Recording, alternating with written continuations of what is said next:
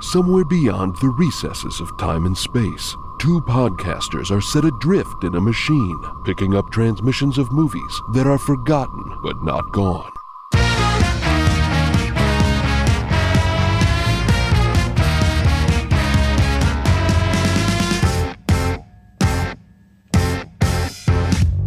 Welcome, everyone, to Movie Memory Machine, the podcast about movies time forgot. I am your host, Landen Solano, and with me, as always, is my co-host, Truman Caps. Truman, it's good to see you. Landon, it's good to be seen. I have a very interesting question for you for this movie specifically. This is so great because all the time this guy's asking me boring questions. I'm so excited to finally get an interesting one. What do you got? What is your experience with Cary Grant? I mean, I mainly... The first thing I say is North by Northwest, a movie that my parents showed me at an early age, a kind of globe-trotting action movie, spies and cloaks, daggers, intrigue. Yes. A train suggestively going into a tunnel at an opportune moment. I always forget about that, but yeah, that one's there. You maybe didn't have the opportunity for your parents to be sitting with you and laugh at it, and then you ask them, guys, why are you laughing at the train going into a tunnel, and then having a conversation you don't want to have at age 12. So yeah, I don't know. I would say stoic, charismatic. No, not stoic. I would say just charismatic 50s leading man. Yeah. I'm glad you mentioned North by Northwest to begin with, because that's kind of... A lot of people point to that as a proto-James Bond movie. Yeah. Cary Grant is an interesting character because there is a myth that he is what the character of James Bond is based on. And James Bond is, at least cinematically, the first recurring secret agent, from film to film to film. Yeah. North by Northwest is 1959. Ian Fleming, who wrote the Bond novels, he was a big film buff. Now, he based James Bond a little bit on his own globetrotting espionage background, but... Ian Fleming was like writing fanfic about how, I totally had sex with loads of women, and I was great at cards. Since he was he was a bit of a film buff and would love to go, whenever he was in Paris or whenever he could get a chance to get to the cinema, and it's almost certain that he saw a movie called Notorious, directed by Alfred Hitchcock, starring Cary Grant, who's playing kind of second banana to Ingrid Bergman. Yeah. But he's playing a secret agent, certainly seen by Ian Fleming. And Cary Grant's reputation through the 1940s and early 50s was as this debonair. He could cut a mean suit.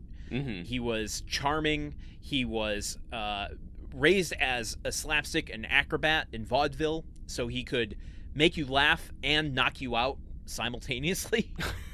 He had a quote that said, everybody wants to be Cary Grant. Even I want to be Cary Grant.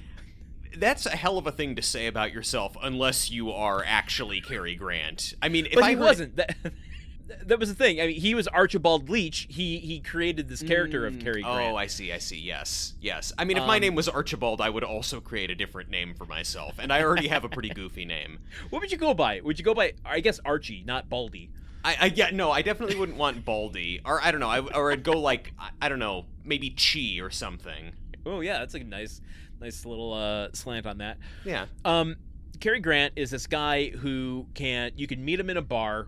His character, the persona of Cary Grant, is someone that you would meet in a bar. He could knock you out, take your girl, and then you would have a drink with him afterwards, saying, "I was glad to spend some time with you." So you can see whether or not the myth is true. You can see how the archetype exists. The guy who is so cool that you don't give a shit that he's beating you. You don't give a shit that he's winning. You are just so excited. You're living vicariously through this dude who is so freaking awesome. Ladies wanted to be with him and men wanted to be him. I mean, that's if ever that phrase applied, it was to Cary Grant. And that is one Austin Powers movie reference for this episode. Keep track, ladies and gentlemen, there may well be more. Okay, how am I going to tie this to Operation Fortune Ruse de Guerre, which is what we're talking about today? I want to talk about what happens after Bond. if Cary Grant is the archetype for Bond, from James Bond, we basically have a Bondsploitation after after maybe not after Dr. No, but definitely after From Russia with Love, all through the 60s.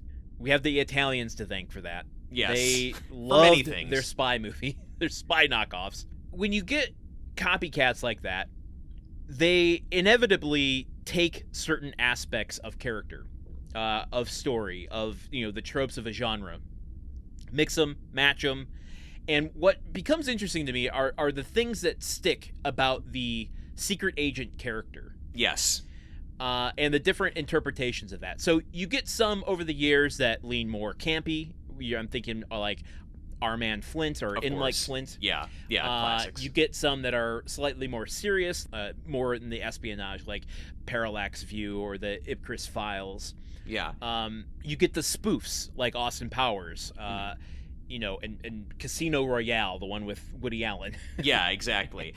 Look, in the oeuvre of Italian Bond knockoffs, we have to mention Danger Death Ray, featured in Season 6, Episode 20 of Mystery Science Theater 3000. Of course. Which is about debonair secret agent Bart Fargo, who spends a lot of the first half of the movie arguing with his boss about how he wants a longer vacation and how much money he's going to make off of this mission, which is something that I see a lot of echoes of in today's film. But that seems to be one thing that a certain number of the Bondsploitation films pick up on, is the fact that the hero expects to be compensated and he wants to go on vacation. The certain grumpy dad vibe is not always as present in the Bond films themselves. He has to be bothered to do his job. Yeah. Much like us. That's the most relatable thing about him. Well, true.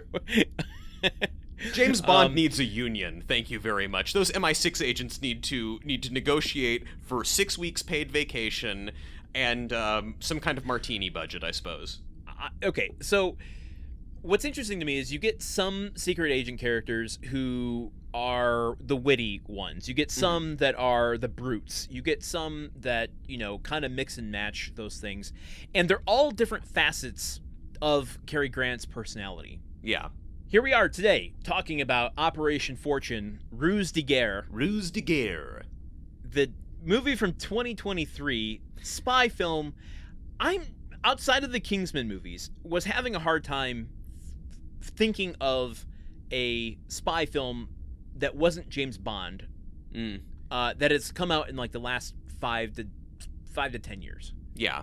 So I can see on paper why they're like, interesting. Okay, let's do a big action spy film and get Guy Ritchie, who is, a known commodity in the, high velocity editing action world. In the movies that dudes like and think about a lot world. It's a genre. I would say he is one of the architects of that genre. He is on the Mount Rushmore of dudes who made movies that had posters hanging up in dorm rooms at American colleges.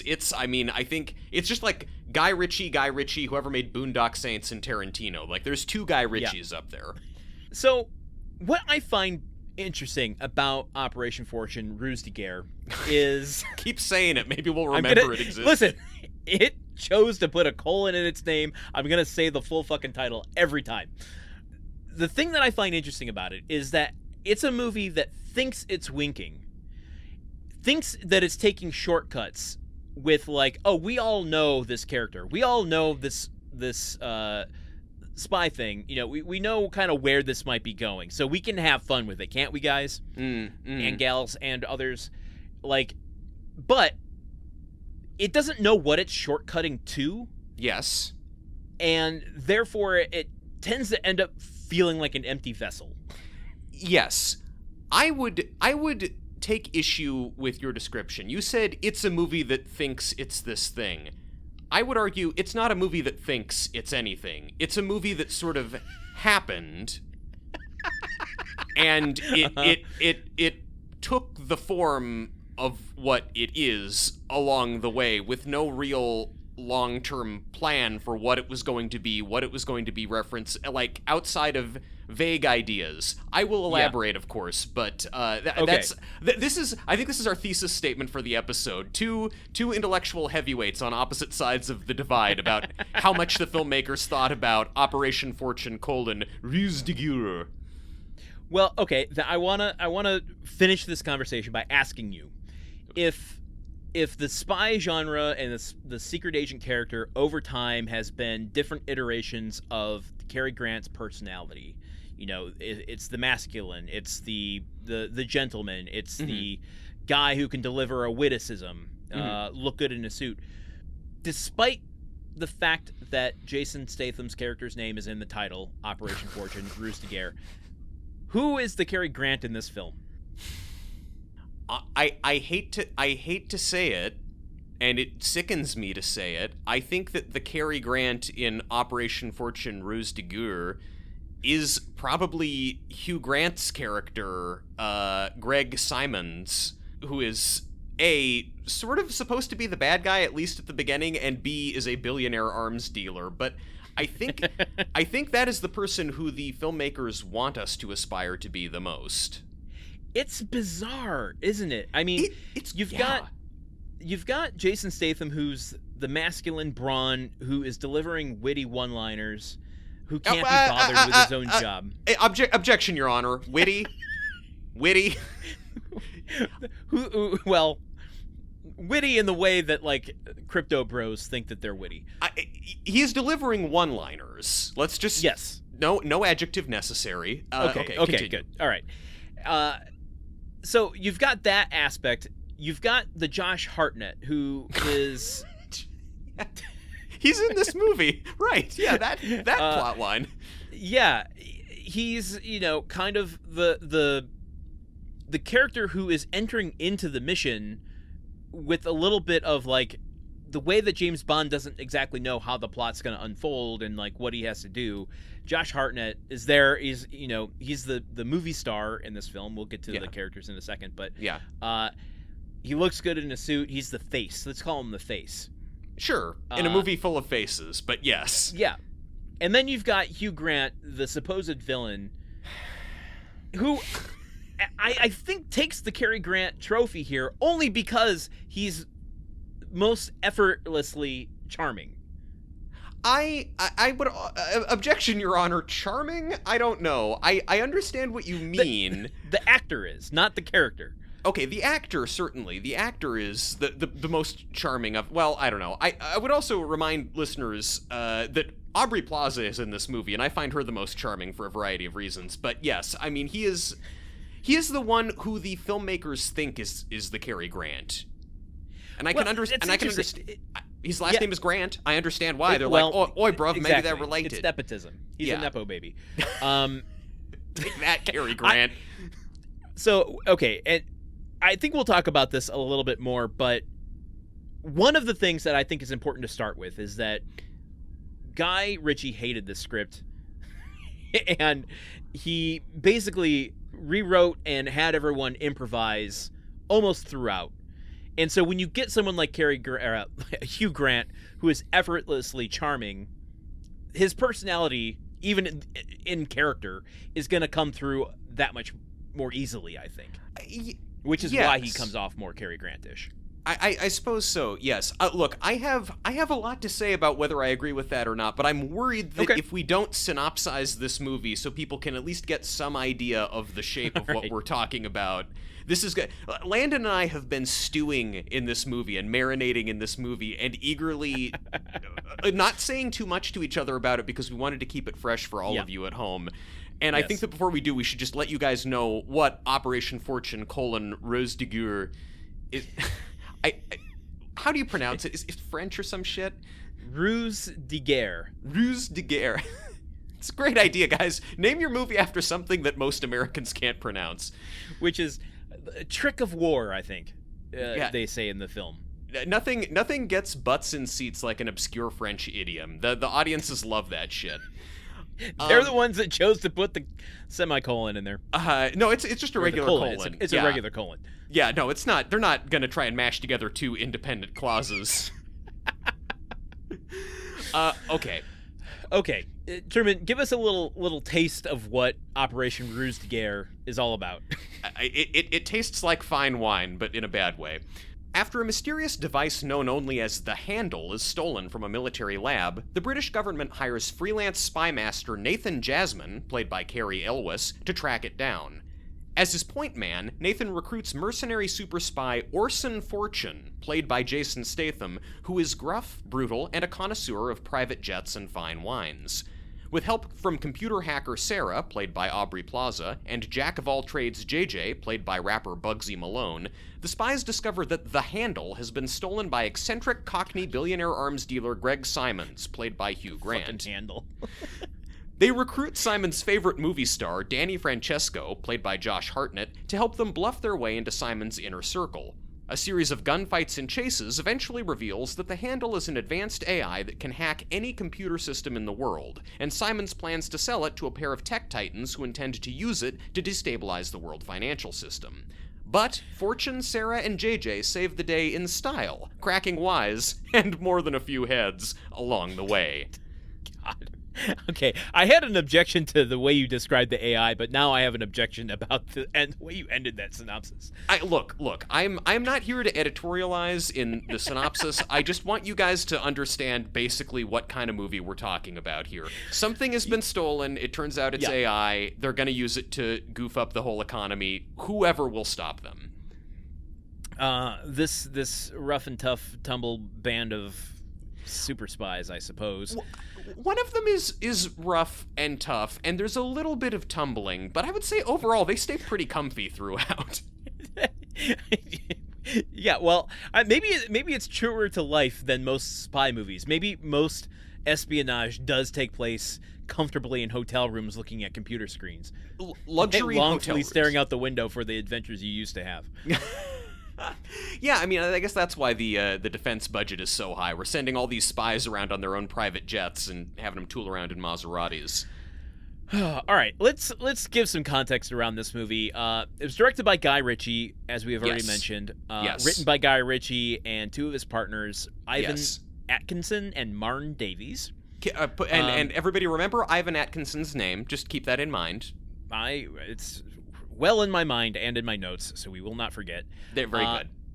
Okay, you very kindly added everyone to your synopsis, all the character names. I'm a pro. Just to kind of rehash, because I think we need a constant repeat of the archetypes everyone's playing in order to keep everything straight, because this is a ridiculous movie.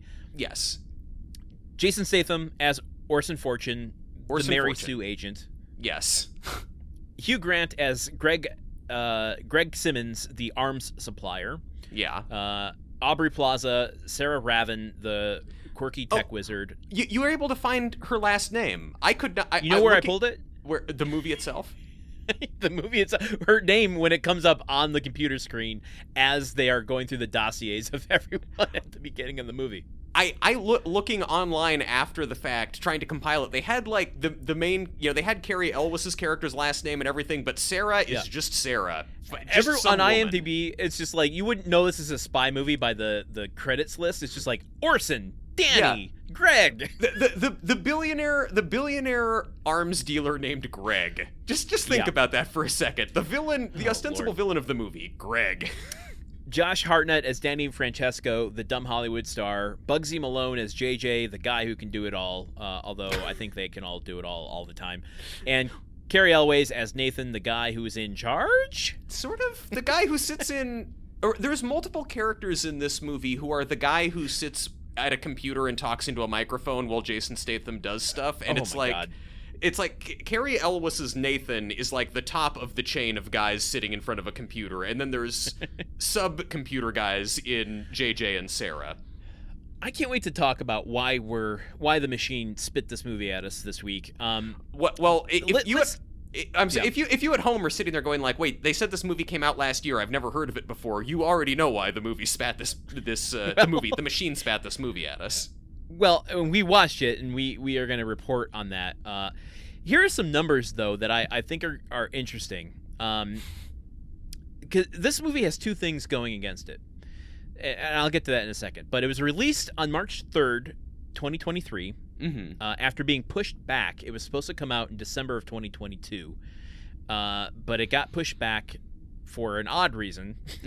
Yeah. Did you come across this? I did come across this reason. So the movie, as originally shot and written, Ukrainians were the bad guys, and their release date, it initially got pushed, it got pushed from December of 2021 to I don't know, February, March of 2022, right after Russia invaded Ukraine. And there was this sense that we don't want to take a lot of shots at Ukrainian gangsters right now. So they kicked this movie, which was filmed in early 2021, all the way to release in early 2023. Oh, and it released to 2,168 theaters. Yes.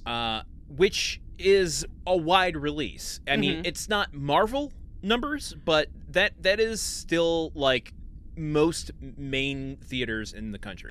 Presumably every American could see this movie on opening weekend. There was at least one theater, there was one screen at one theater in their town showing this movie a few times a day. All of you listening in America, you could have seen this in theaters.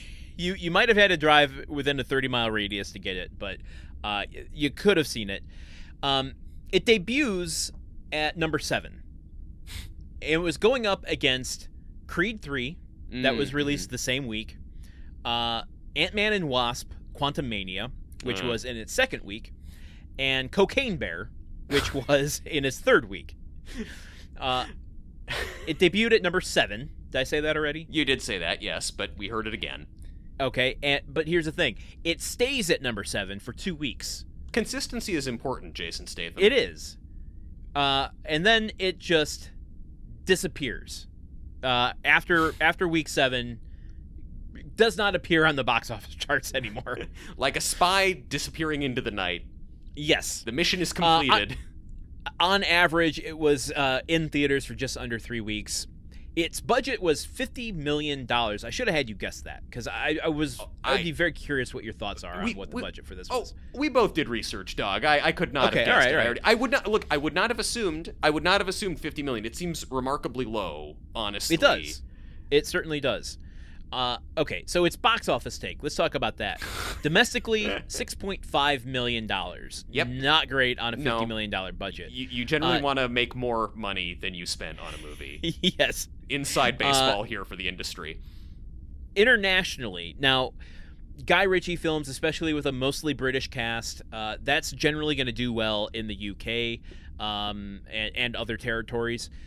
So a lot of times these movies make their money back in international sales. It makes just barely upwards of $21 million internationally for a total of $27.8 million box office. Yeesh. Yeah. One of the things that cuts into this, though, is it goes straight to Amazon Prime in the UK territories in April of 2023. I don't know if it's one of those things where, we know this movie's co-releasing in theaters and at home, on streaming. I'll just catch it on streaming. Objection, Your Honor. Okay. We know this movie is... I don't think that's a true statement for a lot of people. I didn't see a single trailer. I didn't see any promotion. People did. This is a movie that I think most people are either finding out about from listening to our podcast because we have such a huge audience, or they found out about because they were scrolling through. They were looking for another movie they wanted to see on streaming, and it's like, oh, we actually don't have Kingsman. Would you like this? All right, well, let's go into that then. I was going to go into the careers of people and putting this in context there, but let's start there since you brought it up. Where was Operation Fortune, Ruse de Guerre, on your radar when it came out, if at all? Have you seen it before?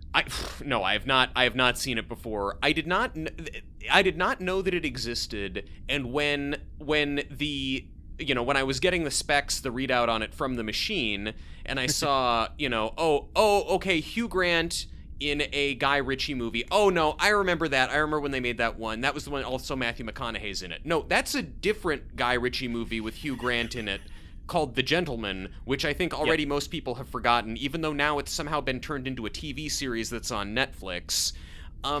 So I Guy Ritchie has been putting out so many movies lately. He is he released the last year when he released this movie, he released 2 other films, and Yeah, well, this one was delayed, obviously, so you can double up on that when you when you shoot a movie 3 years beforehand. I was bragging 1 minute ago about how I did my research, and then I of course blow through that very obvious connection to make. But he's been putting out so many films lately that this just kind of got lost in the wash for me. Like, were you aware of Operation Fortune: Ruse de Guerre? I hadn't seen it, but I kinda remember the trailers. I couldn't tell you anything from the trailers, but I remember seeing the trailers. Are you like, sure you don't remember seeing the trailer for Argyle and just kind of Mandela affected it into this movie? Well, the thing is, like, I feel I have no proof of this, but I feel like when they were initially going to release it in 2022, like, I remember seeing the trailer then, like in that summer of 2022, thinking, oh, I haven't seen a Guy Ritchie film in a while. Maybe I'll give this a go. I like these actors. Aubrey Plaza, that's exciting. Let's see what she does with Jason Statham and Josh Hartnett. I haven't seen him in a while.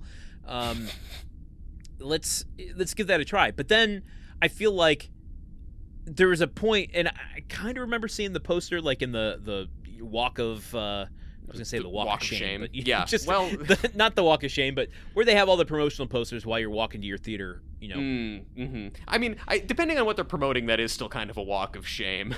Yeah, or where the placement is. Yeah, if it's like on your way out the door versus like right outside Theater 1. But I remember seeing the trailer thinking, oh, I might get, that might be a pizza movie for me. I'll put on 20 minutes while I eat a pizza and see if we can get through all the way. I'm trying to think how far 20 minutes gets you into this movie. What are you seeing at that point? Them tasing a bunch of people in the nutsack in an airport, and that's as you're pretty much finishing your slice? That's a spicy meatball. I'm going to keep watching.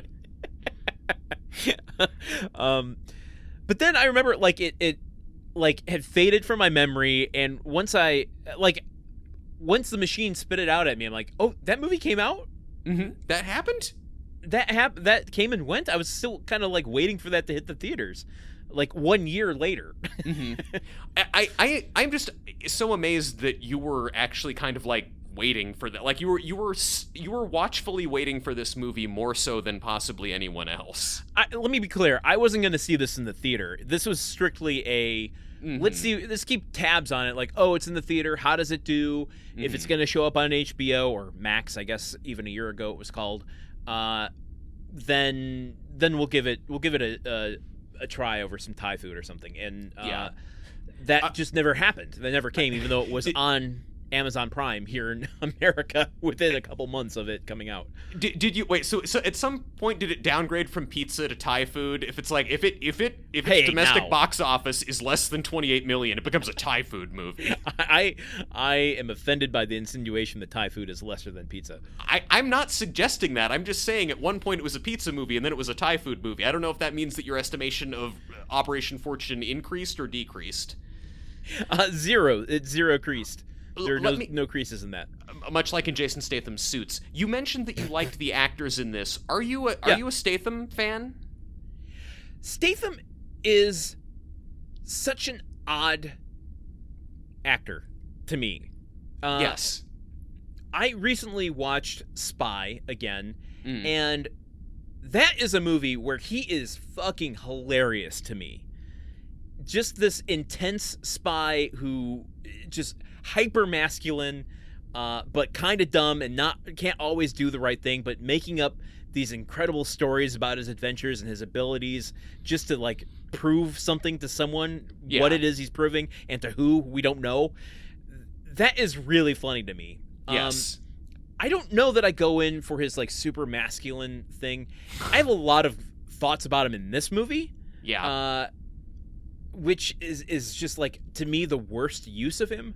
I don't know. I'm on the fence about Statham. I have not seen Spy. I've heard good things, and hearing that review from you that his character in it is basically creating comedy through this sense of a Jason Statham-esque guy being all about bravado and deep-seated insecurity and making up for it. That, to me, is the kind of Statham performance I want to see.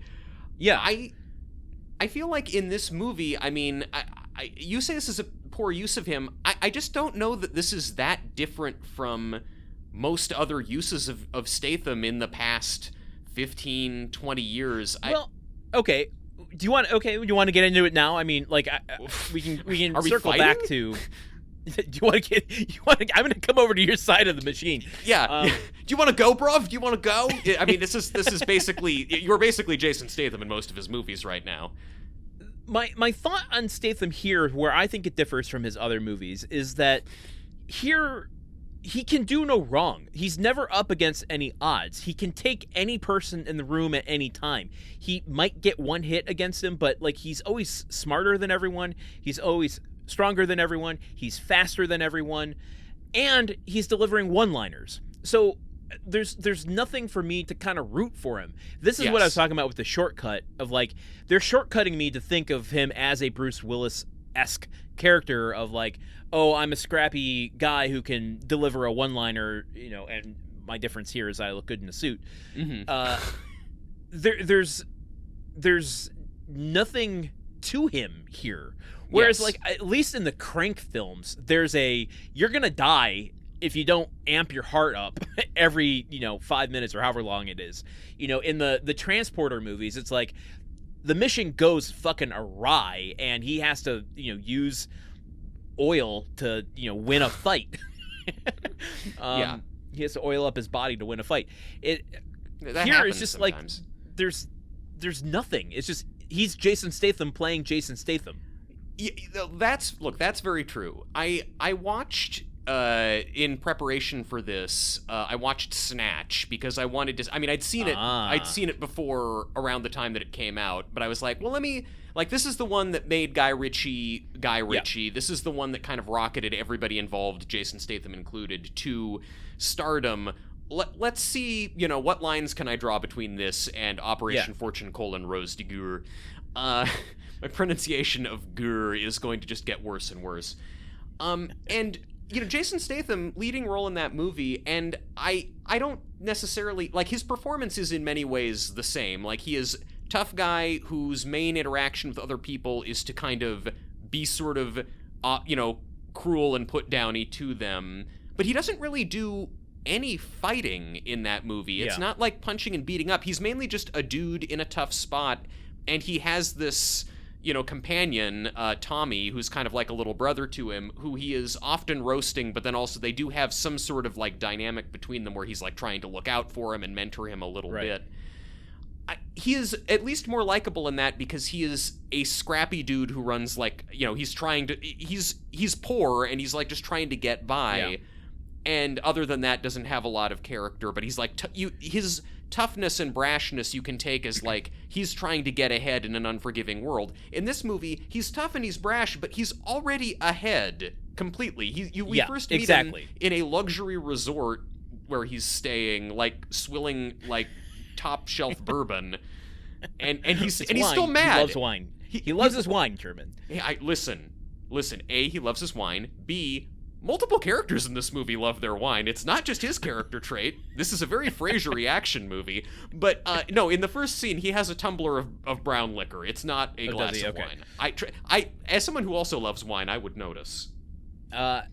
Here's what I would say to Snatch is that Jason Statham in that movie and Stephen Graham, his protege, is that they are the only like sane, sensible, rational people in a world of chaos. Sure. Everyone else in that movie, it's just like they're the straight line while everything around them is going haywire. Yes. And that makes it kind of interesting. Sure. This movie, nothing really goes haywire, really. I mean, there's a double cross, kinda. Yeah. I feel like the biggest twist, like the bigger twist for me than whatever double cross there is just that, like, oh, the billionaire arms dealer is just our friend now. He's just like one of the dudes. We're just in with him. I can't wait to get to that twist. Yeah. We'll do that a little bit more in the deep dive. Can we circle back and just talk about where this movie falls in the careers of everyone? Talk about that. Yes. All right, I'm going to circle back to Jason Statham in just a minute, but let's talk about Guy Ritchie, because I think this is an interesting film in his filmography. You talked about Snatch. He's probably best known for that and Sherlock Holmes at this point. Yeah. Though, if you run into some crowds and, they're probably selling crypto right now, they'll tell you it's lock, stock, and two smoking barrels. I think those crowds are actually telling you how inevitable AI is right now. They were selling crypto a year and a half ago. Point. Okay, yeah, okay. So Guy Ritchie is a guy... Who's Ritchie? Wow, that just threw me through a loop. He is rich.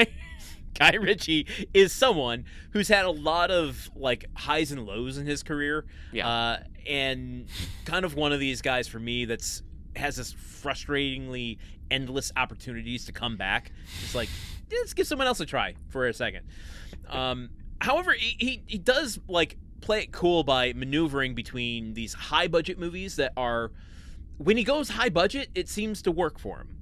And if it doesn't, he maneuvers to a mid budget movie like this, where it's $50 million. The Gentleman, I think, was $40 million.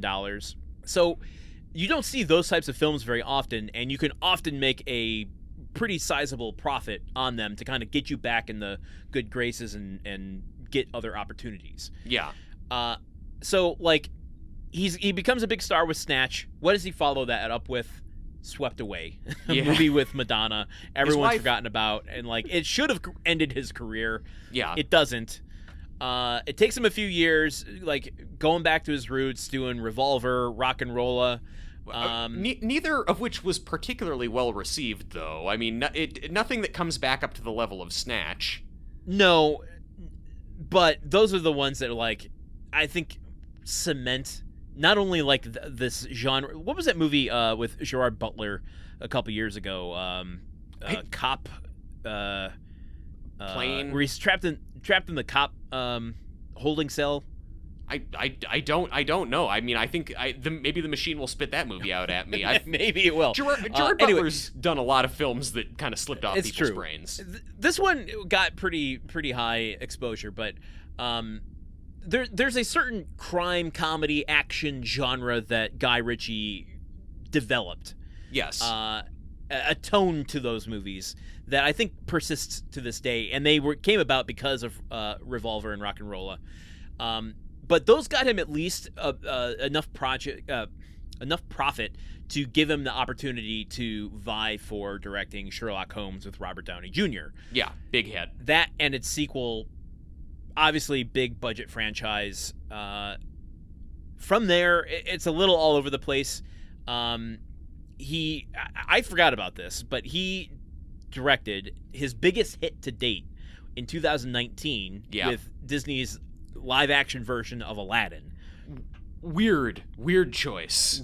Very weird. That's such a massive hit, and what's weirder to me is that he follows that up with The Gentleman. He goes from, what was that, close to $250 million, I think, for the budget of Aladdin, and then he goes down to a $40 million movie, which I would want to know why he chose to do that.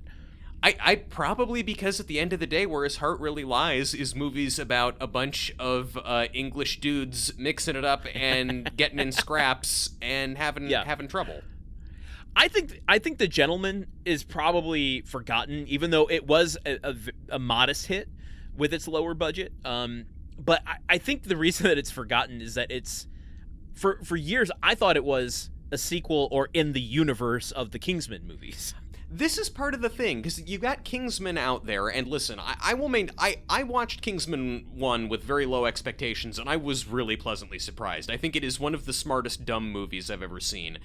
Went into Kingsman 2 with high expectations and was blown away at how terrible it was. Just real crap. And I've not gone back. But the fact that there's two Kingsman movies now. There's a Kingsman prequel series, and then there is Argylle, which is like a pseudo spin-off of Kingsman. There's already the environment for the high stylish throwback globe-trotting super spy winking kind of comedy movie is already so saturated, and for other stuff to be getting entered into it is just it's working against promoting your movie.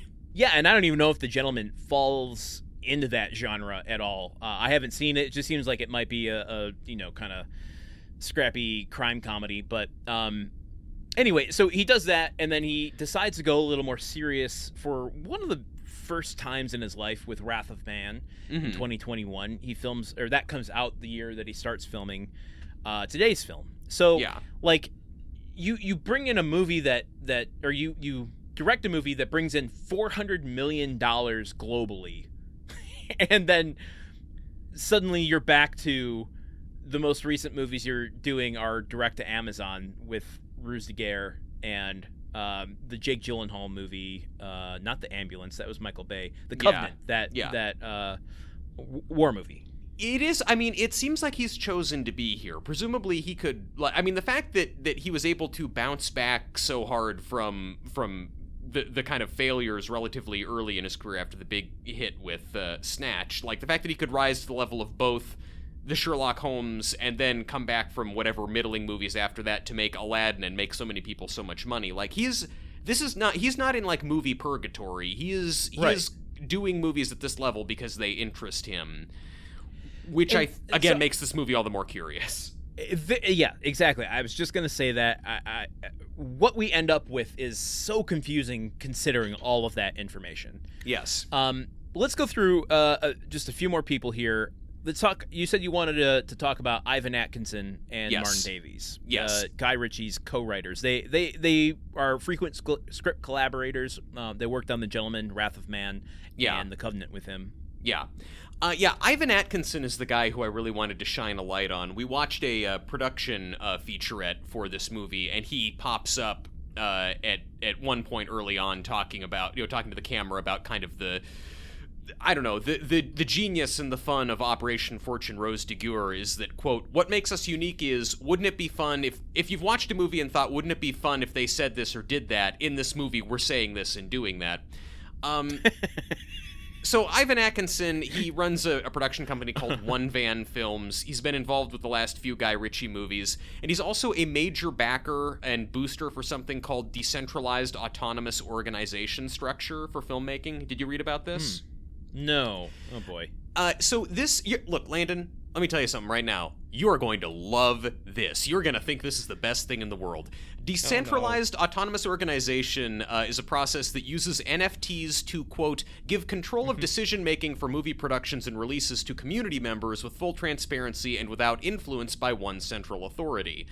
So did he start this after Operation Fortune Ruse de Guerre? He made the announcement about like partnering with a tech company to start this like a year after this movie. So but okay, so like it basically another quote from the article in Deadline about this is that the DAO process, Decentralized Autonomous Organization, will revolve around digital NFT ownership and tokenization of exclusive moments and collectibles from films. Fans will be able to interact with the movie to choose different endings, for example, or purchase the items they like in the films. This is as stupidly convoluted as the quote-unquote handle in this movie that we're talking about today. The explanation for this sounds like something they're trying to steal from some guarded tech facility. I mean, it does, but like if the handle turns out to be crappy and dumb and awful, because by the way, there was there was a bunch of articles about him touting this new decentralized autonomous organization system in like 2022, and it was all going to be, it's really locked into the blockchain and NFTs. They're like a big part of it. And now no more word about that. You search him on Google, nothing else comes up. Presumably he spent much of the last year like desperately trying to get AI to write a workable screenplay. Like, he's at the forefront of that. The point is, I think that this movie... Programmable AI? I just think that this movie makes a lot more sense when you look at the fact that it was written by a person who envisions... Like, his vision of the future of filmmaking is movies that have... that don't have any one point of directorial authority or vision, movies that are sort of crowdsourced by what consumers want, and movies that basically function as sort of just an extended glossy luxury goods catalog, because this movie there's a lot of luxury fashions, luxury watches, luxury jewelry, cars, wine in it. You could very well see this movie like this is like a test case for, hey, people can watch it, and if they think his jacket looks cool, they can give an NFT to something to get the jacket shipped to them. I don't understand how the blockchain works. I don't want to know. But so this movie also is they can't because the costumes in this were custom made. Well, I mean, but if you own the NFT of the costume, then you can get it made for you, right? That's how it works. A real one or a digital token of it? Like I can look at the costume on my phone. See, I think key to the success of it is the people buying the NFTs not understanding that they just own a JPEG of the costume and not the costume. But this is like what the main creative force behind the movie, or behind the story of this movie, such as there is one, is a guy who this is his vision for what filmmaking will be. So now look, I am sure I will talk a lot about being mostly anti-auteur theory. Because I think a film is a collaboration regardless if it has a strong driving force in its directorial chair. Sure. That said, everything you just described makes me long for the Cahiers du Cinema Truffaut perspective on, that's not art. Well, I try not to be a snob about stuff, fail most of the time, having talked about my love of wine, but, like, I think that, like, I don't think it's terribly controversial to say that art should more or less encompass one person's vision and perhaps with the help and direction of a number of that person's collaborators. Like, art shouldn't be just, like, ask a million people what they think, and whoever pays me the most NFTs gets to determine how the story ends. Like, that's not how this shit works. I think the reality is somewhere between what you're describing, which is just chaos and no good end product in sight, and, the Charles Foster Kane, William Randolph Hearst model of everything adheres to my viewpoint. But okay, good. Ivan Atkinson, I will keep him in mind moving forward. Like in the way that Sarah Connor kept Miles Dyson in mind. You've got your sunglasses on and you're driving off in the Jeep, and I'm screaming, "No, Landon, don't do it!"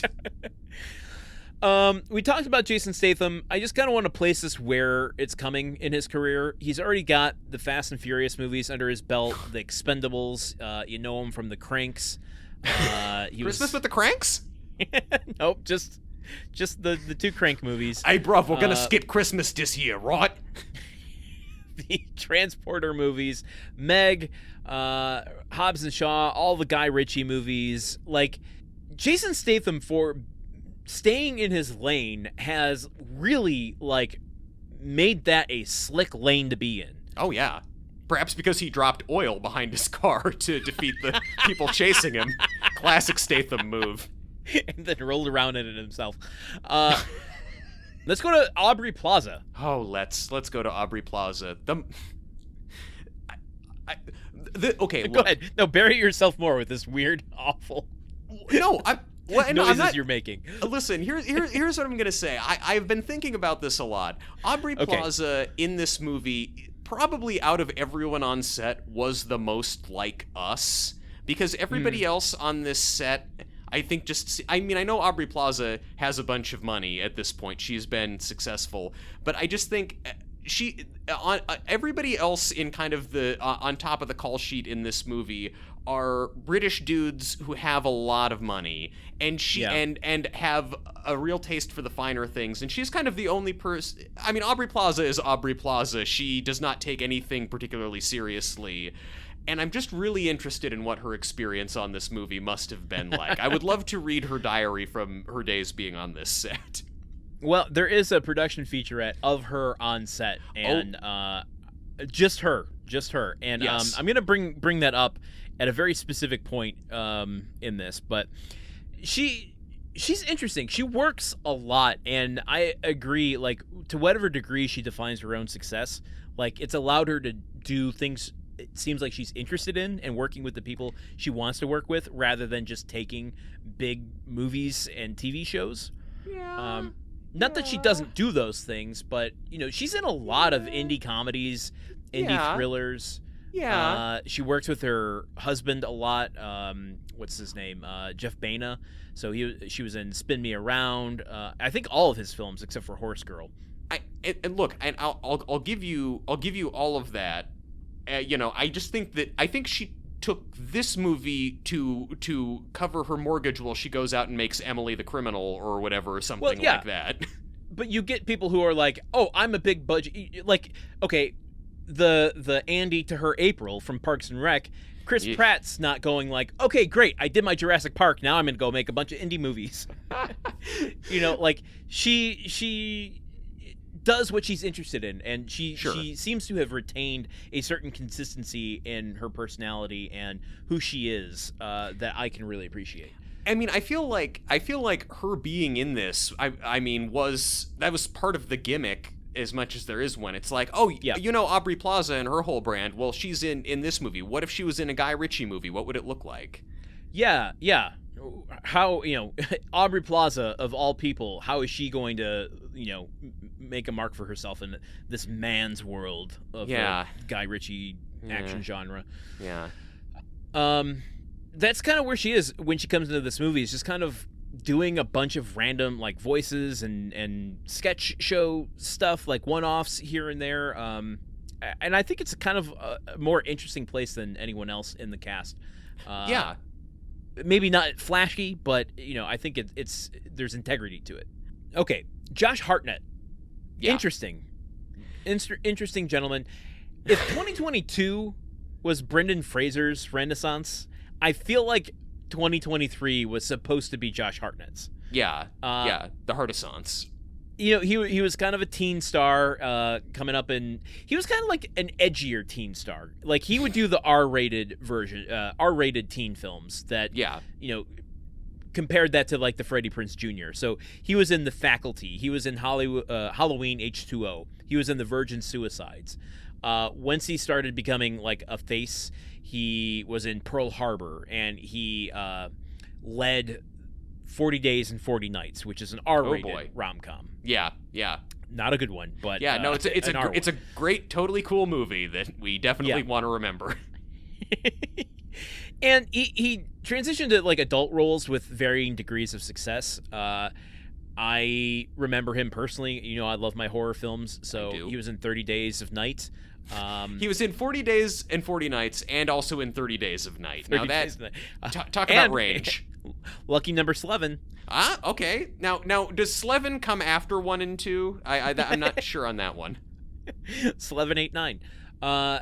And then I think people that are Guy Ritchie fans will also know him mostly from Sin City. Mm-hmm. Yeah. It seems like there's maybe I'm casting aspersions here, but there seems like an overlap in audience there. I also feel like Lucky Number Slevin is very much. I mean, you were talking earlier about the James Bond knockoff movies. I feel like Lucky Number Slevin is a Snatch knockoff movie. So it's all of these people kind of orbiting the same planet. So, he stars on the Showtime series Penny Dreadful for a couple years, which is a cult hit. He is also in Wrath of Man, Guy Ritchie's previous film in 2021, an episode of Black Mirror, and I think, like, where he's coming in terms of comedy and, like, making fun of his image, which is very much what he's doing in this movie. He was in the series and movie of Die Hard with Kevin Hart. What? Yeah, I've seen like half of a trailer for that. I'm not fully. Is it a stand-up special, or is he getting die-harded? What's happening? I think it's an action comedy series. I also haven't seen it, but it's definitely not a comedy special. Okay. I remembered it being like him in a skyscraper, and then I feel like it was intercut with him pacing back and forth on stage with a microphone and people laughing. Maybe. I'm like, wait, is the framing device for the comedy show that he's also saving them from terrorists? Well, listen, with decentralized autonomous organization structure, if you give me enough NFTs, that will be what the movie is. What's most interesting, though, is in 2023, the year that Operation Fortune Ruse de Guerre is released, he's also starring in the Best Picture winner Oppenheimer. There were so many guys in that. There were so many guys. Was he one but of not Guy Ritchie? Well, okay, sustained. but like, so he's one of the million nerds following Oppenheimer around, right? Yeah. Like, oh yeah. No, he's one of the teachers at the academy. He's the one that challenges him the most, I think. Fits. Good for him, I suppose. Two huge hits in the same year. I'm gonna skip ahead to just Bugsy Malone, which is interesting because it's only his second film. Yeah. His previous was The Gentleman, and he's a rapper that a British rapper from the grime scene who has a lot of acclaim for it. I think he has 2 albums, but his first one was like really, really well received, and put him on the stage in a pretty big way, and he immediately transitions to movies. He has been erased in my brain in this movie. He has no purpose. He doesn't do anything his character. Not by any fault of his, but no. The character, as you said, he's often over an earpiece. So is Cary Elwes. So is Aubrey Plaza. He can fight and he can shoot, but so can Jason Statham. And Aubrey there's Plaza. Nothing unique about his character in this movie at all. No, there's not. There's really not. I think the biggest reason for him to be in the movie at all is sometimes they need a person to be saying lines, and Aubrey Plaza is doing another thing in another location and can't be saying the line. Like, there's a big portion of this movie where they've kind of split off, and it's Jason Statham and Bugsy Malone in one location, and Aubrey Plaza and Josh Hartnett in another. For some reason, but yeah, he is. He definitely does not have anything, and the movie hints at times that he has a character. There's something about him saying, "I'm good with dogs," and he subdues a guard dog seemingly just by looking at it. But then that never really comes up again. And he takes a sip of wine. He does set himself apart from the crew in that he doesn't like fine wine, but then he has a sip of a very expensive glass of fine wine and likes it a lot, and then his arc is that he learns to love red wine. I guess, honestly, that's a bigger arc than a lot of people in this movie. Yeah, I don't know. I mean, I can't say if his performance is good or bad because he doesn't, have much of a character. He shoots a gun a couple times and he speaks into a microphone a few times. And at one point, the things that he's saying over the radio to Jason Statham are being subtitled on screen, even though they're I have questions about in that. English. The use of subtitles in this movie feels somewhat offensive to me. Yeah, it's like sometimes an accent is just a little too working class, and so they need to just help us all out. It did feel a little classist. I wasn't sure if it was a budgetary thing, like they couldn't afford to come in and do looping and get some more ADR on cleaner lines, or it's just like classist. I don't even think the lines were that hard to hear, because it's like it'll be these moments where Jason Statham is running around doing a thing and Bugsy Malone is talking to him over the radio, and when we see Bugsy Malone talking into the mic, it's not subtitled, but then when Jason Statham is doing stuff, the words are popping up on screen. So is it like somebody thought, oh, the words are indistinguishable if we can't see his mouth moving? But I could understand one of the him people just fine. that invested in this decentralized autonomous organization. They're like, I want subtitles in there. I'm really crazy about subtitles. I love them in Instagram videos. I want them in my movies. It enhances the second screen experience. Here's a few bored apes. Make it happen. Here's a quick one on Cary Elwes. He's kind of an icon at this point. He cemented his place in film history with Princess Bride. If you're of a certain age like me, you also know him from Robin Hood Men in Tights. Of course, he had a memorable and pivotal role in the Saw movies. Mm-hmm. But by this point in his career, he's kind of doing like big parts in small films and small parts in big films and middle parts in middle films. So like jack of all trades, like JJ. He's someone who gets caught up in the Christmas film craze, and he stars in 2 in 2021 alone. He does a lot of television, from The Marvelous Miss Maisel, Stranger Things, voices on The Family Guy. The Family Guy. The Family Guy. Yeah, like that's I'm 50 years old. That's a different. And did I just say I'm 50 years old because I'm only 8 years away from being 50 years old? 50, Jesus Christ, what is time? 50. Hey, listen. Jason Statham is 56 years old, and he can still punch dudes in the face all day long. So I'd say 56 is the new 50.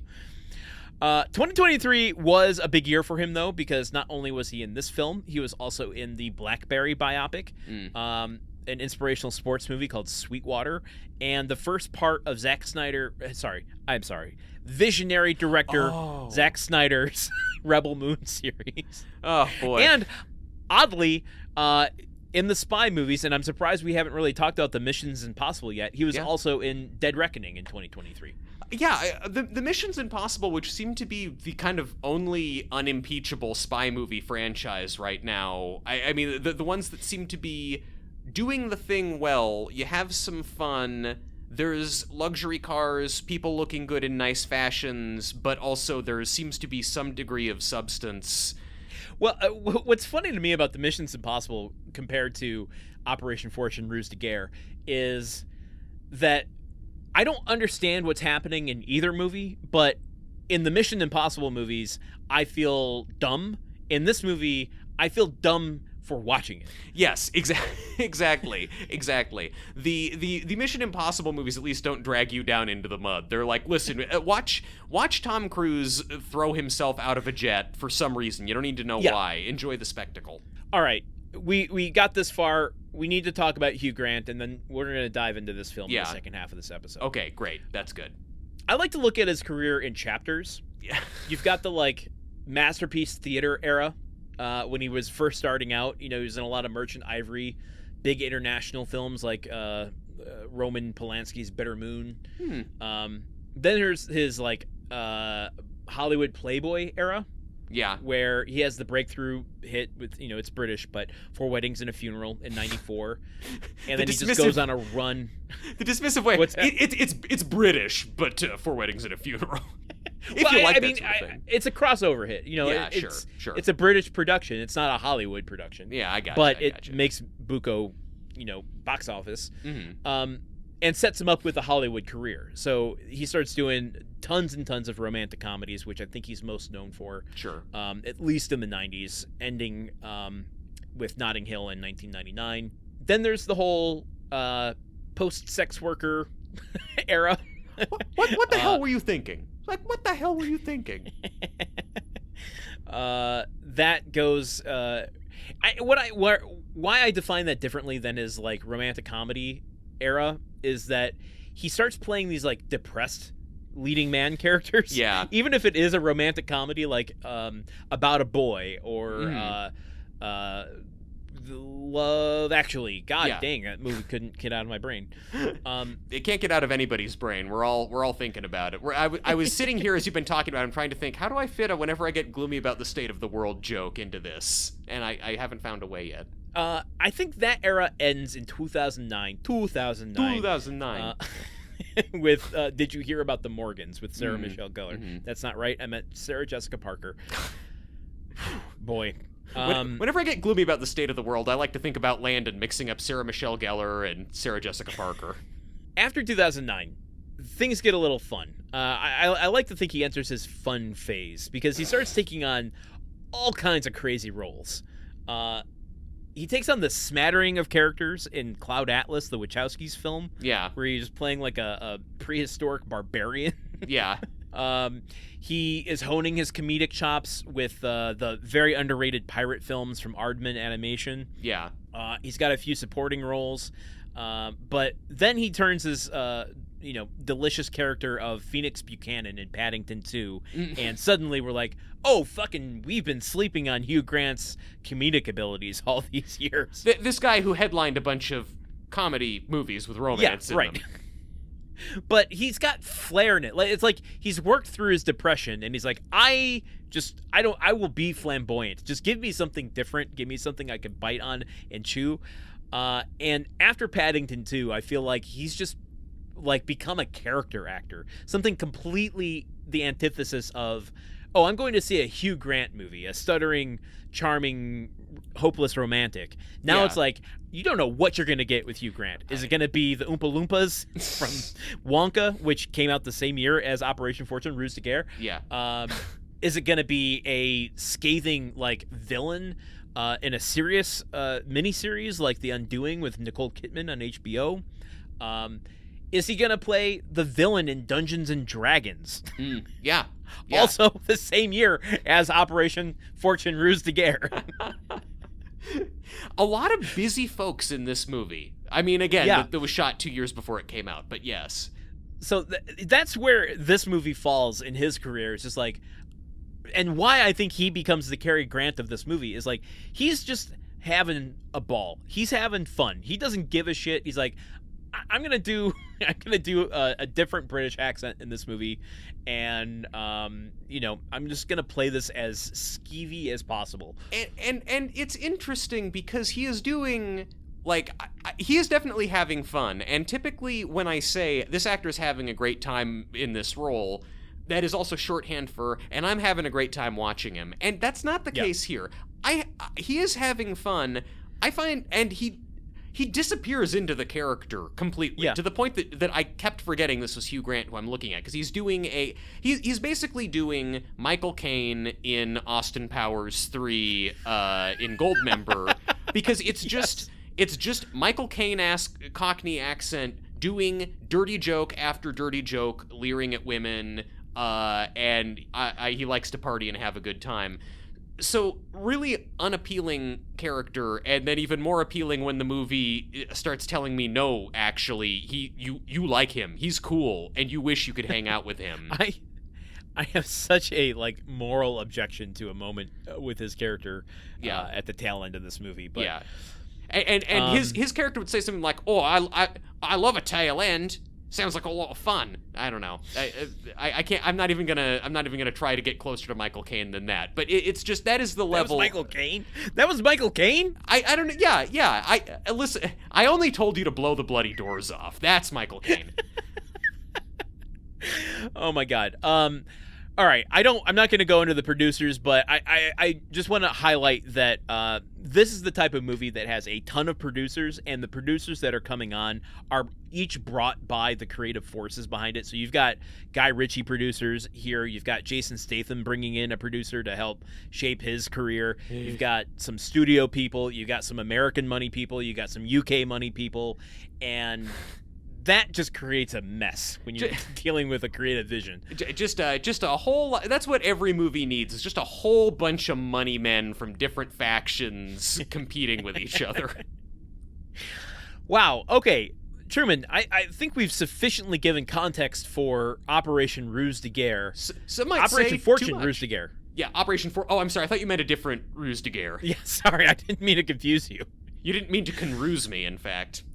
With all of that, should we start like breaking this movie down and talking about specific scenes, specific aspects of it? Like, let's start with how the story is established. Sure. Well, look, and we're not going to break this down scene by scene, but I will say the movie starts off very strong, I think, because it's just... You think? I think. Yeah, I think that. I'm not going to tell you what you think. The first images that we see, we hear just the rhythmic, clacking of heels against marble, and it's Carrie Elwes walking down this hallway, and it's very like a different clock kind ticking. of British Parliament building. Yes. Paved in linoleum. I mean, listen, after Brexit, that is what Parliament is going to be. It's going to be drop ceilings, linoleum floors. It's going to be one double-wide trailer parked outside London.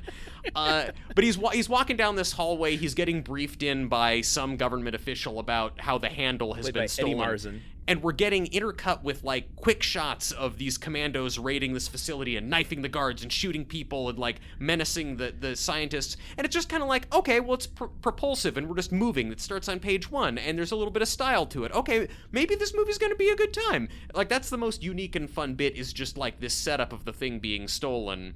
Of course, he's also told in this scene, this thing has been stolen. It's super, super dangerous. We need to get it back. What is it? Well, we don't really know what it is. Well, okay, British government, keep better files. I mean, keep better tabs on what the fuck you're selling us, because I was on the other end of this, where right out the gate, to me, the energy's weird, the editing and timing are off. Usually, and I'm not saying you have to abide by the tropes of a genre, but one of the staples of the spy movie is you get that kind of opening intrigue scene. Yeah. The first Mission Impossible, where they are interrogating someone, and you see Tom Cruise rip off the mask of the Russian for the first time, you're like, oh shit, what kind of movie is this gonna be? I don't know who's who gonna, anyone could be anybody. Yeah. Here you're like, I don't know who's stealing what from where, but they're telling me it's important, even though they don't know who's stealing what from where. Yeah. I mean, look, all true. Probably on a greater I'm just talking about the first thing we see. It is just in terms of setting the audio tone of just like clap, tick, tick, tick, and that's a very Guy Ritchie thing. And seeing a guy getting stabbed right away, it's like, well, okay, at least I'm seeing a thing. At least it's not text scrolling up or like voiceover saying there's a prophecy. By the end of this movie, I might have appreciated more just a text scroll with a like, in the year 2023, a programmable AI was stolen from a facility. Look, by the end of this movie, I had forgotten how to read, so frankly, text would have been bad. The other problem I have with this opening is just the shoe leather that is required, because you've got this conversation, this exposition dump already in your first scene between Cary Elwes and Eddie Marsan talking about the thing that is being stolen. We don't know what it is. We got to put together a team in order to get the thing back that we don't know what it is, or what it does, or why we have to get it. Like, if you don't know what it is, how do you know we need or it? what it does? What's the urgency? Yeah. Yeah, I want a scene where they get the handle and they open it up and it's just like a guy's lunch. It's just like a sub sandwich that's been going moldy. Exactly. How would they know any different? So you've got all this shoe leather of like explaining and not explaining what's going on while trying to introduce the characters through dossiers, not through showing us anything, but telling us who each of these characters are.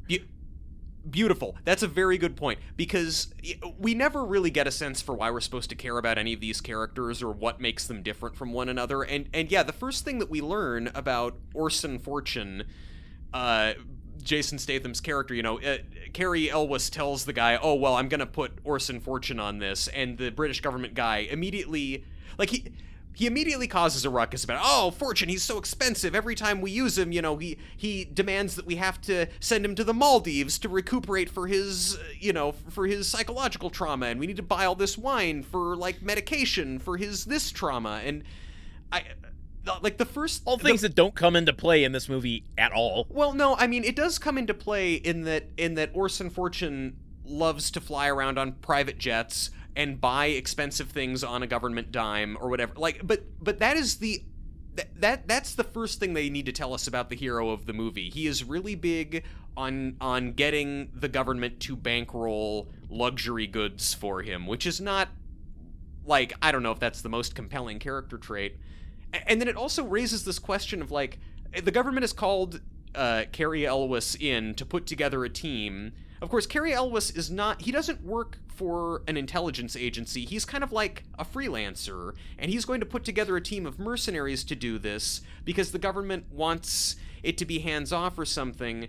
But then also it's like the government guy is complaining about how he has to keep spending all this money on benefits programs, basically, for Jason Statham, like various frauds that he's running, claiming that he needs expensive wine to help recuperate from the mission. But it's like, well, this guy's a freelancer. Listen, I do lots of freelance work. Nobody, like, I can't get, the ad agency that I wrote a video game trailer for 8 years ago to send me to, like, the Maldives to recuperate from it. It's a very interesting employment setup that he has. Once you become the Jason Statham of writing copy, then you can put that into the contract when you're negotiating with who's hiring you. Yeah, when I'm the Jason Statham of writing copy, it's like I hold up the printed out assignment to the creative director, and then it's hiding my fist behind it, and then I punch him through the the written word. A move that we see multiple times in this movie. Okay, I got a good segue here, because I want to mention also that as they are going through, here's Jason Statham, here's all of his problems, he's the only person that can do this. Here's who we're thinking for the team. John. No, we can't do John. John's gone to another team. Okay, let's earmark that and come back in a second. Okay, then how about Sarah Ravin, played by Aubrey Plaza. She's a tech wizard. How about Bugsy Malone? He can do everything, as I said. He runs down a laundry list.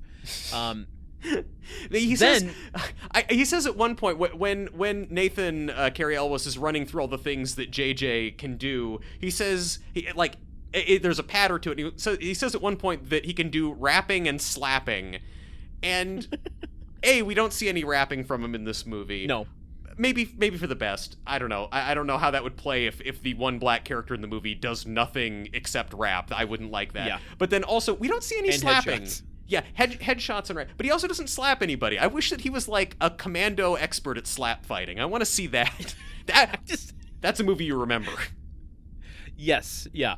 So he goes through the whole team of like, these are the people we're going to get. And also John, but not John, because John has gone to, I'm sorry to inform you, John's gone to Mike's team. Who's Mike? Mike is running his own operation now. He's broken off from us.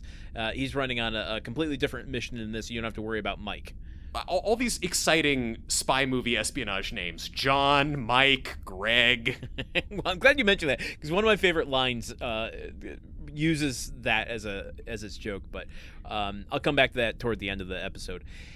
So I want to take that moment to segue into talking about the bad guys of this film. Yeah. Mike. Who are they? Mike. So you get the whole team, and then you also, in this exposition dump, also get the introduction of the bad guys, kind of. Part of the bad guys. One of many groups of bad guys in this movie. At least these are bad guys who remain bad guys throughout, and we are never expected to believe are good guys. But this is like a rival team of super spy mercenaries who also may have been recruited by the government to do the same job, or may not have been. This ambiguity unnecessarily convoluted serves nothing. We get nothing from this. Yes. But it's run by Mike. John works for Mike. John works for Mike. Goosebumps. Different mercenary team you've got. We're introduced to Hugh Grant. He's the arms dealer. He has acquired the handle. Yes. I'm going to go into this now. Even though we're talking about the baddies. I'm curious. I'm so confused by the transactional nature of all the bad guys here. Yes. Who stole it? Yes. From the beginning. My understanding, and this movie is very difficult to follow, and I was watching it closely and taking notes, and I've seen it twice and don't know. I cannot keep track. I believe that Hugh Grant, Greg Simons, has hired a group of Ukrainian gangsters to steal the handle. They are the ones who are doing the stealing at the beginning that I loved so much. They then that is what I thought. Yeah, but logistically, it seems like a super unnecessary business risk to be in acquisitions and supply. Like, just run the supply. You're getting your commission off of things. You don't have to like go put your neck out to, steal things, be blown up by, other spy missions where you're going to get blown up by a bazooka, probably a helicopter mowing you down with a chain gun. Like, when that happens, you're just being the middleman. Why add the risk of taking your life into your hands to acquire something? I don't know. I don't really understand it. The way in which the reasons that he's important to the movie are kind of hard to understand, and a lot of the movie just kind of runs off of like they need to get close to this billionaire guy. Like they go to he is a billionaire arms dealer. He has a charity called War Orphans, and they go to this charity gala on his yacht to try and infiltrate his whole business, and that is supposed to be a fundraiser for war orphans. And everything about this gala, it's like beautiful women walking around wearing jewelry. At one point, Jason Statham buys millions of dollars worth of jewelry off one of the women, much to Cary Elwes's chagrin because he's using government money to do it. Haha. But that's a good example of showing why he's a menace to the government, rather than just saying he needs all these things for his traumas. I mean, yeah, I guess it is, but also it's like, watching a guy buy designer jewelry for no particular reason, spending millions of dollars on it, is not like the most compelling of a here's your hero. If he was doing it with like half a smirk, knowing he's shoving it to the government, like, yeah, I don't give a shit. Like, I'm not paying for this. I'm gonna make them pay for it. That could be kind of funny. But they go to this gala thing, and it's. And I'm assuming, like, oh, okay, War Orphans charity. Obviously, his charity is a sham. It's a slush fund or something like that. And this guy's a piece of shit. And it's like, they make some joke about how, oh, he's this billionaire arms dealer. He's created plenty of orphans. About time he raises some money for them, whatever. And so I'm assuming that this will sort of play into the film, and that the taking down this evil billionaire with the fake sham charity. By the end of the movie... No, it seems like the charity is a real thing, and the good guys make him donate a bunch of money to his own charity. Yeah, $10 billion. So yes, you say it doesn't affect this movie at all. I say that by the end of this movie, we've ended the problem of war orphans. We've thrown $10 billion at that problem through that charity. We've bought every orphan of war 4 parents. They have more parents than they started with. You're welcome, kids. Operation Fortune. Not a good time to be joking about that. So no, probably not. Going back to the convoluted nature of this, you've got, let's just say Hugh Grant is the acquisitions and supplier. Yes. He is selling to tech rich guys? No, he's not. He's selling to Turkish gangsters. And the Turkish gangsters are selling to the tech guys? No. The Turkish gangsters have their nuke stolen, or not the nuke, the handle, stolen. The MacGuffin, yeah. The MacGuffin stolen by Mike's mercenary team, and Mike is selling it to the tech bros. What's confusing is that the tech bros are also friends with Hugh Grant and on his yacht for this war orphan gala. I missed this completely, and I was really trying to follow what was going on. Well, so then in your mind, what, without knowing that, how does Mike's team play into this at all? It doesn't make sense how Mike's team plays into it, because they sort of show up at the beginning in one of the first scenes where they are trying to intercept. There's an elderly Spanish man who we understand the bad guys have forced to transport the handle, which is a little hard drive looking thing. They have his wife. We'll talk about that. They're gonna kill my wife. He's this old guy who's walking through an airport. You almost. I saw the look on your face of a man about to do a Borat impression. So hard. I'm gonna throw you into deep space. I swear to. I'm gonna hold up a map in front of my fist and punch you in the face with it. But they see this old man, they need to follow this old man and get the hard drive off of him. And in the middle of Orson Fortune's team trying to get it, Mike's team tases a bunch of superfluous agents on Orson Fortune's team. A couple of different women who are like ready to pounce on this guy, but then they get tased and left on benches in an airport. And they're just asleep. And there were no dossiers on them when Carrie Elways was talking to Eddie Marsan. No. They are just like they are just temp workers basically who are about to help them out. They get tased. They get left on benches at the airport and are seemingly asleep for the rest of the movie. First time I get tased working freelance or as a temp job, I'm out. You will not see me on day 2. Yeah. No. Listen. Don't even worry about sending me my check. Just keep it. I don't give a shit. But. So they need to catch this guy. Mike and his mercenaries intercept the guy. The guy dies of a heart attack anyway, but they get the handle from him. And then the concept of there being a rival team of mercenaries kind of disappears from the movie for like 30 minutes. It comes back again when it needs to, but it's the thing is that they steal the hard drive from this guy. Yes. But in order for the hard drive to work, and we only know what's on the hard drive because Aubrey Plaza is able to hack it because she's, can hack the planet. It can't be activated without Hugh Grant's activation code. So it's pretty pointless to them. They can't, at the beginning of the movie, just go sell it to the tech bros. They still need to work with Hugh Grant to get the authorization key, etc. I can't follow this. The people at home can't follow this. It is needlessly complicated for a movie that spends much of its time on just finding excuses for Jason Statham to be mean to a guy right before he punches him. We should also just say, though, this Spanish guy who, the good guys have got him. They're getting the handle from him. He plays so little part in this. I don't even have a note about this guy. Oh, I forgot about him until I was reading a review of the movie that called this out. He's saying, please don't hurt me. They have my wife. They're making me do this. They've got my wife hostage. He then dies of a heart attack in the process of all of this happening. And they do not find his wife. They don't go looking for his wife. They have no... He dies and he's like, well, I guess we're not going to get that hard drive back. And Spanish guy gone. For his whole plot line, for all we know, that woman is still held hostage somewhere. Yes, the very next scene after this man tells them, help, my wife has been kidnapped, they are on a private jet drinking super expensive wine and joking about maybe the conversation can evolve in this direction.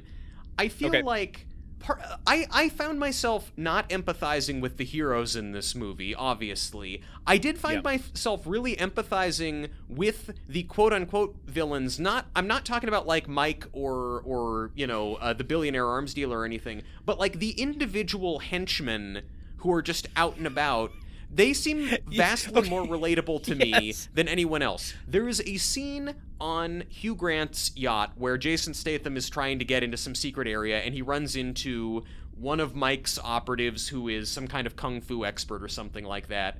And so Jason Statham, Orson Fortune, call him what you will, at first tries to bribe him with an expensive watch to just quit the mission and go away, but he and the guy wind up fighting. I found I was really rooting for the guy, and it hurt me every time this guy got punched, because it's like, you don't seem to be a douchebag. You don't have an expensive watch. You took the expensive watch Jason Statham offered you, presumably because you don't make that much money. Like, this is a movie about a bunch of very rich people going out and punching and hurting other people. Like, I am... Like, the henchmen are probably closer to my income bracket. They're in this because they actually need the work. Whereas Jason Statham in particular seems to take great joy, like his character, Orson Fortune, seems to take great joy in inflicting pain on others. Yeah, I'm gonna circle back to that, but as far as another henchman that jumped out to me was the guy, and we didn't even talk about Ben Harris, the guy that's working for Hugh Grant for half the movie, kind of. Yeah. What is he doing? I don't know. I don't get it. Anyway, he has a henchman with him at one point, and Jason Statham is tailing him, and Jason Statham stops and asks for directions. You've been making this "I'll hold up a map and punch you in the face" joke a lot. There's a moment when he asks for directions, and I think the henchman gives him legitimate directions. Like, yes, no, you want to go to the river. It's down that way. Yeah. Yes, he knows it's a tail, but that Jason Statham is tailing them. But I think he's actually trying to help him read the map, and he seemed like an okay dude. Yes. And then just gets punched in the face. Now, circling back to this guy on the ship, this was such a bully scene to me on the behalf of Jason Statham, where he's like, yes, I'm going to give you a watch. You're going to walk away. We're all going to be happy here. And he barely gives the guy time to make the decision to walk away before he's like, okay, fuck this. I'm going to punch you in the face now. And he just starts wailing on him, puts him on a jet ski, takes the watch off his hand, is like, watch is mine again, and then kicks the jet ski off into the ocean. The man is unconscious at this point. He puts him on a jet ski and dumps him into the water, where presumably the unconscious man will drown. Totally... he's on a jet ski, Truman. Well, yeah, but you might not remember that because the budget didn't allow for us to see the jet ski being kicked out of the boat from the outside. Jason Statham pushes the jet ski 2 feet on set, and then we're supposed to assume that he pushed the jet ski out of the boat. Listen, what you can create with your mind's eye is vastly more beautiful and entertaining than anything a film could show you. Yeah. No, but bully is, I think, the perfect way to describe Orson Fortune. He is a rich bully because he, in that scene with that guy, he's saying I'll give you this watch and it's your chance to walk out of here without getting your nose broken. As he's beating the guy up, he's still taunting him and saying oh, not broken yet, not broken yet. Yeah, then, he kicks him. Even though the man is no threat to him, he throws him off the boat where he will presumably be in more peril. In the scene with the henchman with the map, the second of 2 map-based punching scenes, the guy has told him the river's that way, and he starts to turn around and walk away, and then he comes back and he's going oh, you know what? I actually didn't realize. I actually think the thing that I'm looking for... he is taking all this the only thing that seems to bring him joy in the movie is knowing he's about to punch someone. He's doing all this big lead up.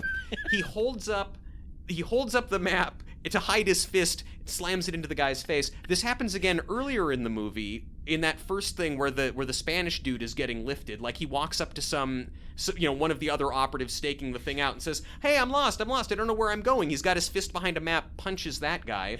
It's almost, that thing is almost at the level of parody that he's playing in the movie Spy, where he's like, "Oh, I've got a fail-proof technique of how to take down bad guys," and it's always the same thing of him holding up a map and punching through it at someone's face. And I question the efficacy of that strategy, because if someone is holding up a map in front of me and I can't see their other hand, but I can see that their arm is kind of up, I'm gonna just assume there's a fist behind the map, especially if I am a henchman who's been hired to look out for this sort of thing. I disagree. I think you would be like, your first thought, and it would be long enough for you to get punched in the face, is, it's 2023, someone's using a fucking paper map, and by the time you're done with that thought, you have a fist through your nose. Jason Statham holding up an iPad big enough to hide his fist behind it. It's a very expensive way to clandestinely punch a dude. But look, also in that first thing where Mike's team has abducted the Spanish guy, there are these two dudes from Mike's team who have tased the anonymous women from Orson Fortune's team, who then disappear. Then Jason Statham comes up behind those dudes. He steals the taser off one of them and tases both of them, but then, continues tasing them. He's in broad daylight in the middle of an airport, supposedly on a secret mission. He's in a hurry. He repeatedly tases one of the guys in the balls. He likes to make people suffer, which I think is a really difficult character trait. He is wealthy, and he loves hurting people. I want to take this opportunity to talk a little more broadly about the action in this movie. Sure. And the way it's shot and directed. This is coming from someone, Guy Ritchie, having done Sherlock Holmes. Yeah. Who was surgical. Yes. About, super slow motion. I have to have, show them the thought process, the genius thought process of Sherlock Holmes about to get into a fight, knowing exactly what pressure point to hit, and you see every single nuance of those fight scenes. It's his explanation for why Sherlock Holmes would be really good at fighting, something not present in the books. It's he uses his brain for it. Yeah. Here, not only is the action, when you see it, so, I realize this is a term I am coining for myself. It's not an actually widely used term, but I like to call it red boxing. It's a red box action film style. Yes. Where you're just, what kind of action sequence can we do in 2 hours? Yes. Yes. And so the action is not particularly exciting. No. It's just captured. But then you add to it, these action sequences are done often in flashback. Yes. And these weird, when because he tases guys again when he's breaking into the Turkish house, or the Turkish, stronghold. I did to steal the handle. I mean, he's definitely punching their balls. Is he also tasing their balls? Balls do not do well in this film. Yeah, maybe it was. Maybe he just did grab them and tase them with his muscles. And you also, in the production featurette, you see him and Guy Ritchie choreographing that scene and kind of Jason Statham brainstorming it on the day. And he's suggesting an even more brutal version where it's and I'll grab him by the balls and I'm taking him over here. He wants to be yanking these henchmen around by their testicles. It's it's an interesting fixation. I mean, at least in the featurette, I can see a vision of, let's make this an interesting fight, and it doesn't come across on screen.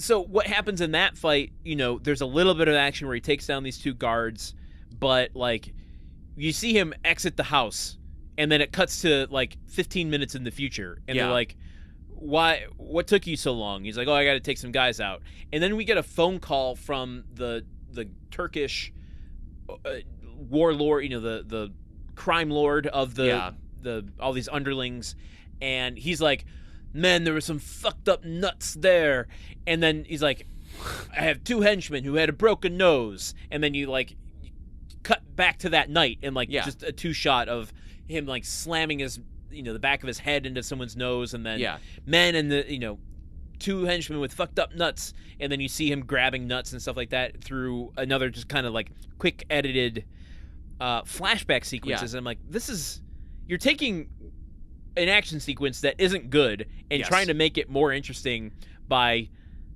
calling it back, but we haven't seen it. It's just a weird way of doing action, and it is completely ineffective to me. And it's not, and what we're calling, the fact that we are flashing back to it, you suspect as the audience, like, oh, there's going to be something interesting about this, which is why we have not been shown it in the first place. This will reveal something new. Right. No, it's a fairly standard takedown, like ones that we've seen him be doing all movie. And I think this is the thing about the action in the movie, and I think part of why I'm rooting more for the henchmen. I feel like Orson Fortune is winning in this movie because the bad guys let him. Like, they will stand there while he is holding up a map with his fist behind it and patiently and politely let him punch them. At one point, a guy figures out that he's posing as someone else during a deal. The guy points a gun directly at Orson Fortune's face and then waits for like 3 or 4 seconds so JJ can shoot him with a sniper rifle from a distance. Right. Like, there are so many situations, like at the very end when he's like, Orson Fortune is like infiltrating the compound to get to where the bad guys are. There's all these armed goons around, and like Jason Statham will just run up to them and shoot them, and they won't be like running, they won't be shooting back, they won't be moving. They're like guards in GoldenEye 64. They are completely hapless. They never seem to pose any threat to him, and he takes great joy in brutalizing these defenseless people. Like these are the war orphans. He's like a celebrity secret agent where, he's got a writer that he sends out to all of the bad guys he's about to encounter, and it gets down to the staff, like the lowly interns, of like, you can't look him in the eye. If you think that your face getting punched is hurt, you don't even know what it's like when his ego gets bruised. So you got these are the steps you have to take when you're going to be working with Orson Fortune. Yes. Can we talk, speaking of celebrity secret agent, can we talk about the Josh Hartnett of it all? Can we talk about... And I was going to go there next, but there's one more thing I want to mention about the action. And one of the big staples of these spy movies is the big stunt. Yes. And I feel like Tom Cruise and the Mission Impossible movies have really kind of put that at the forefront, but... it's also a big thing of James Bond. What is the big sequence? Going all the way back to Honor Majesty's Secret Service, you've got that luge scene. Yeah. Living Daylights sliding down the side of a mountain in a cello case. Yeah, I mean, it's kind of a thing. And here, you see in a lot of action movies of certain directors that show up on the vision boards of Crypto Bros, the sequences where you can feel like the directors are auditioning to direct a Bond film in the future. I'm thinking Inception. Yeah, oh yeah, very much. Half of Christopher Nolan's movies. Yeah. It feels like Guy Ritchie is reaching for that with the Ben Harris death in this movie. Yeah. Because there's a whole featurette about the stunt. Yeah. And the stunt is him falling over the side of the building about 5, maybe 10 stories to his death. A bad guy is rushing at Jason Statham, kind of has ambushed him, and Jason Statham outmaneuvers him and shoves the guy over the edge using his momentum. Falls. Yeah. And it's, I mean, from not a camera or end product position, it's a hefty stunt and something that I have a lot of respect for. Absolutely. What they capture on film is supposed to be the, like, oh my God, this is the like, hold your breath, I can't believe a person actually went over the side of the building stunt. And it's like, he's barely in frame, it lasts about 2 seconds, and it's shot almost entirely from an incredibly wide shot. Wide distance. I just assumed, up until the production featurette, oh yeah, they CGI'd that. It's shot from so far away, you get nothing. A human being dropped like 10 stories onto a gigantic pile of cardboard boxes and crash pads. A human life could have been lost making Operation Fortune Ruse de Guerre, and they barely even show it. Josh Hartnett. Now, this is what I thought could have been the interesting aspect of this movie. Yep. They, again, everything in this movie is told to us, not shown to us. Mm-hmm. And they, at one point, say pretty explicitly, Greg Simmons, Hugh Grant, is in love with Danny Francesco. Like, in love with him. And there's a moment when Hugh Grant sees Josh Hartnett on the boat gala for the first time, and he's like, this is super lame of me. He's talking to his villain friends. He's like, I admit this is the lamest fucking thing in the world, but I have to admit I'm starstruck right now. Yeah. There's something interesting in that concept. Yes. It is such a cool idea to, like, we need to get close to this, this evil guy, and what do we know about him? He is a huge star fucker. He loves celebrities. It's also implied that he really loves having sex with celebrities' girlfriends, which is then why they decide to have Aubrey Plaza pose as Josh Hartnett's girlfriend. It's handy that your computer hacker is a super beautiful woman. That's why whenever I'm hiring computer hackers, I insist on them being beautiful women. Not out of any creepy sexism thing, but it's specifically so if I need someone to play a superstar's girlfriend, I can do that. But so this whole concept, though, of, like, we are hardcore spies. We need to get this dilettante actor, bring him into our world. He's scared. He's worried. We need to make him a spy like us. That's a really cool hook for a movie, for a cool action movie. And it's completely undone by the fact that, like, everybody in this movie is kind of a dilettante already. Like, they're already... They fly to the mission... They're flying around on a private jet all the time. They're drinking fine wine. They're wearing Armani suits. They're staying in luxury hotels. So then when they land and they get this celebrity who's a total prima donna, it's like they go on his private jet to talk to him on the tarmac at Burbank Airport. Shout out to Burbank Airport being in this globetrotting spy movie. They go on Josh Hartnett's private jet, and it looks worse than the spy's private jet. So, like, the key... The bit only works if there is a contrast between the kind of life the celebrity is living and the life the spies are living, and he actually seems to be slumming it more than them. I have to ask you something. So, in the production featurettes and a lot of trivia for this movie, they talk about improvising. It's stated that Guy Ritchie did not necessarily like the original script. We do not know who the writers are, so, I hope you got paid even though you didn't get your title attribution. I mean, I can tell you, based on what I've read in the trades and everything, looking at this, it seems like Ivan, what's his face, the decentralized autonomous organization guy, he wrote the script. It seems like him and the other, like, it's the two of them and then the revisions by Guy Ritchie. I don't think this is based off there's not some kind of story by thing where some hack writer wrote a really good espionage script that got hacked up. I think they pieced together... then they do not pull punches with each other in calling his friend, his coworker, his collaborator, you have a shit script and we're going to throw it out mostly and just improvise. I mean, I think, doesn't Hugh Grant in the production featurette just go, yeah, it's kind of just a template script that allows us to, have fun with it.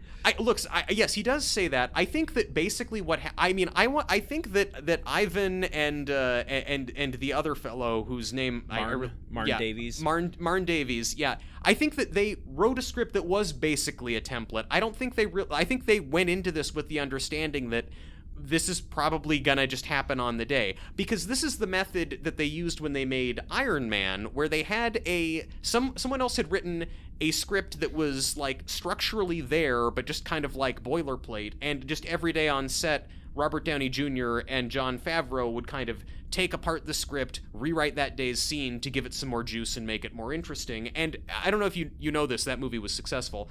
But then... And the only time in Marvel's history they improvised anything. Well, this is the thing. They tried it again with Iron Man 2. They were like, oh, that worked, let's do it again. And it didn't work, because I think it's kind of a fluke if just making up your script as you go works. Maybe I'm biased because I'm a writer, but, like, I kind of think that there's a much better track record of a screenwriter writes a good script and then they shoot the good script with some alterations made as you go along per the needs of production. That's just me. All right. Well, this has really muddied the scenario I was going to pose to you, but I'm going to pose it anyway. Yeah. I'll frame it through my experience. You're posing, you're framing. What are you doing? In that first airport sequence, when things start going tits up, there was a moment where I'm like, oh, this is going to be executive decision, where Steven Seagal is killed in the first couple minutes. Spoiler alert for executive decision. Jesus, dude. Sorry. I thought Jason Statham was going to get, like, killed in that first 20 minutes. That would be And dope. they have to then bring Josh Hartnett in and have a support team of spies, you know, get him through as an actor playing a spy through this ruse. De Guerre. That would be that would be cool. That would be really, like, it would also... That was going to be my question, is, like, do you think that could have been the original script? And then they're like, yeah, but we got Jason Statham, so let's just make him the star. I do not trust that anyone attached to the writing side of this ever went that deep on that idea.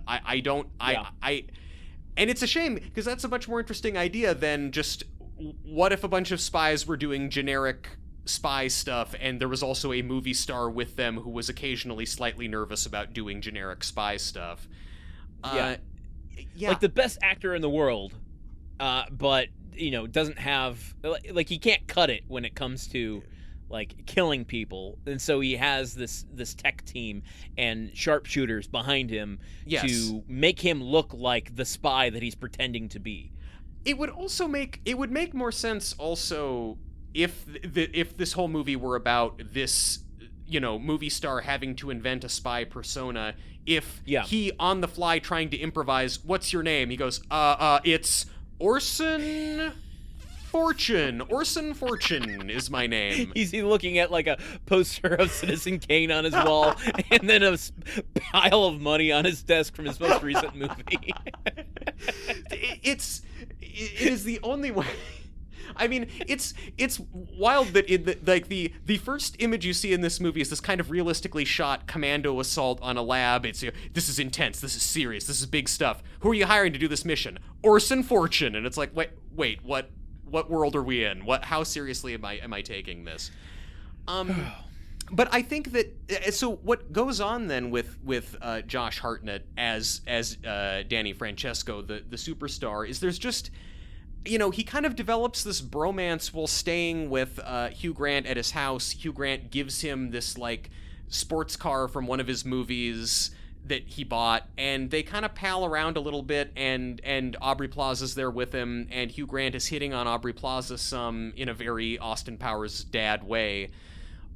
But it never feels like that never really takes off, and then their cover is blown, and it comes out that, oh, they've actually, you know, they were impersonating people to get in and steal the handle away from me. And once Hugh Grant figures all this out, then they wind up going back to him for some reason to try and get him to help them take down the real bad guys. Okay, that as far as these sorts of movies go, interesting twist. I'm not saying it's interesting here, but getting the bad guy who has been the bad guy, that you now have a mutual interest with him to join your team. Yeah, is I can't quite think of another thing that's done that before. I find that interesting. Sure. I don't think it's done well, but that was like, okay, that could have been something cool. It is, yes, it is another instance in this movie of Orson Fortune and friends winning because the bad guys just are being chill to them, like a case of, you know, this billionaire Simon's just being like, yeah, you guys ripped me off, but you know, good play, it was bold, yeah, I'll help you out, sure. This where like you're taking all these shortcuts, as I said, and it's like, okay, that kind of feels like a shortcut to like an Ocean's 11 sort of deal where players can appreciate the game. Yeah. But there's been no setup for that in this particular movie. So it feels like it's calling out to something without having earned that paycheck. Yeah. And where this basically leads them for the finale of the movie is it's Hugh Grant and Josh Hartnett go together to where the bad guys are because which doesn't make a lick of sense. Just in that in of itself, like Josh Hartnett the entire time is like, get me the fuck out of this. I don't want people are shooting. I had to drive the Mustang. While people are shooting at me, like I'm about to die. Get me back home. I'm out.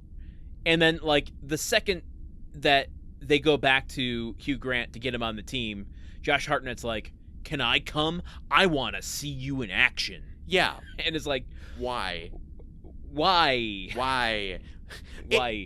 Yes, see you in action doing what? Like, I don't understand what we're supposed to like about billionaire Greg. Like, I don't really...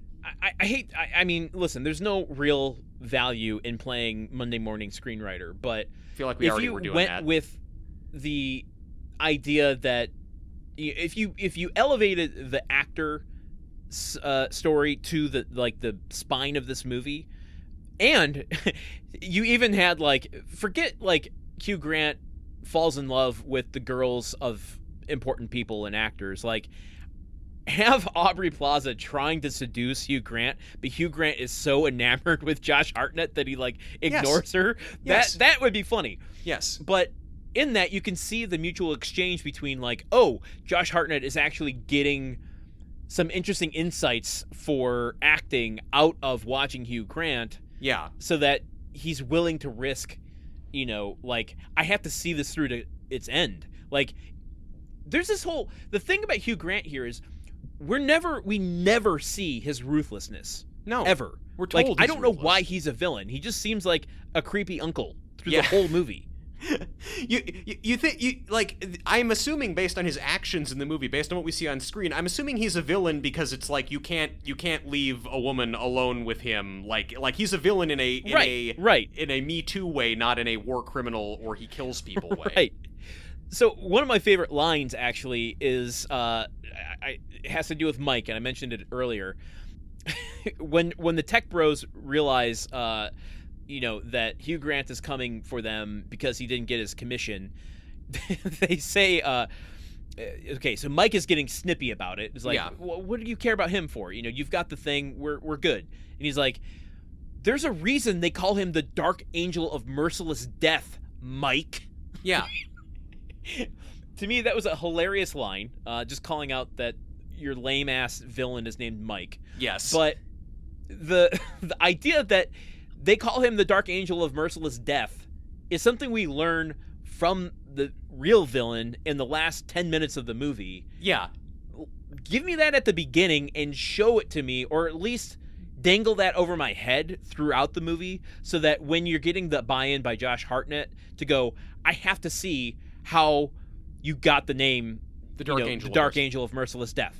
Yes, I mean, it makes it hard to feel like there's any real peril in all these scenes where Josh Hartnett and Aubrey Plaza are hanging out with him because, it's alluded to that he's a dangerous person, but we never see any of this brutality, and we don't even really know much about the reputation until the very end of things. I think also, the other thing, having watched Snatch recently, the character that Hugh Grant is playing here is basically word for word the character of one of the gangsters, kind of the main antagonist in the movie Snatch. Hammerhead? Flathead. Or Brick. Flathead. No, Bricktop. That's the character's name. But they're all Dick Tracy villains.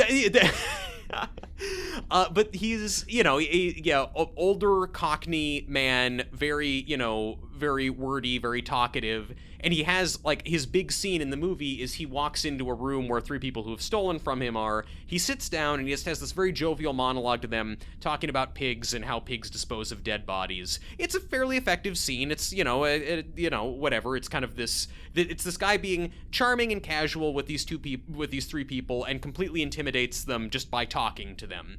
At the end of the movie, the big play, while Jason Statham is infiltrating the facility, Hugh Grant and Josh Hartnett have gone up to where the bad guys are, and Hugh Grant goes in, sits down, and basically does this big monologue for them about how I've worked with all these these warlords and dictators and everything, but they always pay me because you gotta pay your people, and if you don't get paid, bad things will happen. And then he, like, you know, a missile that they've shot off blows up some building in the distance, and then he gives them information about how he will kill all their loved ones if they don't pay him his commission. And so it's like the big climactic moment for this character is pretty much a rehash of one of the more famous scenes from Guy Ritchie's most critically well-received movie by a character who's basically doing the same accent, has kind of the same affectation as that character, and it's so much weaker on every level, because that scene is a guy doing a monologue about pig farming, which is kind of like, oh, interesting, where's this gonna go? Whereas this is a guy just basically saying, if you don't pay me, I'll kill all of your family members, and I'm one of the good guys now, apparently. Like, it... Okay, so I had mentioned earlier there's a moment of, like, no return for me with us supposing to like Hugh Grant's character. Yeah. In that moment, he's like, I always get my commission. Not to drop a few names, but, you know, I get my commission whether I'm talking to Saddam Hussein, Gaddafi. Yeah. He drops these real names of real warlords who've done real war crimes and horrible, horrible things in the world, in a charming way, as a joke, and we're supposed to go, this guy, oh man. My God, and he used that money to buy a bunch of cars. It's like name dropping real people was really gross to me. And this is kind of the thing. This, I think, is starting to get to, I think, sort of the center of what is interesting or but also simultaneously forgettable about this movie.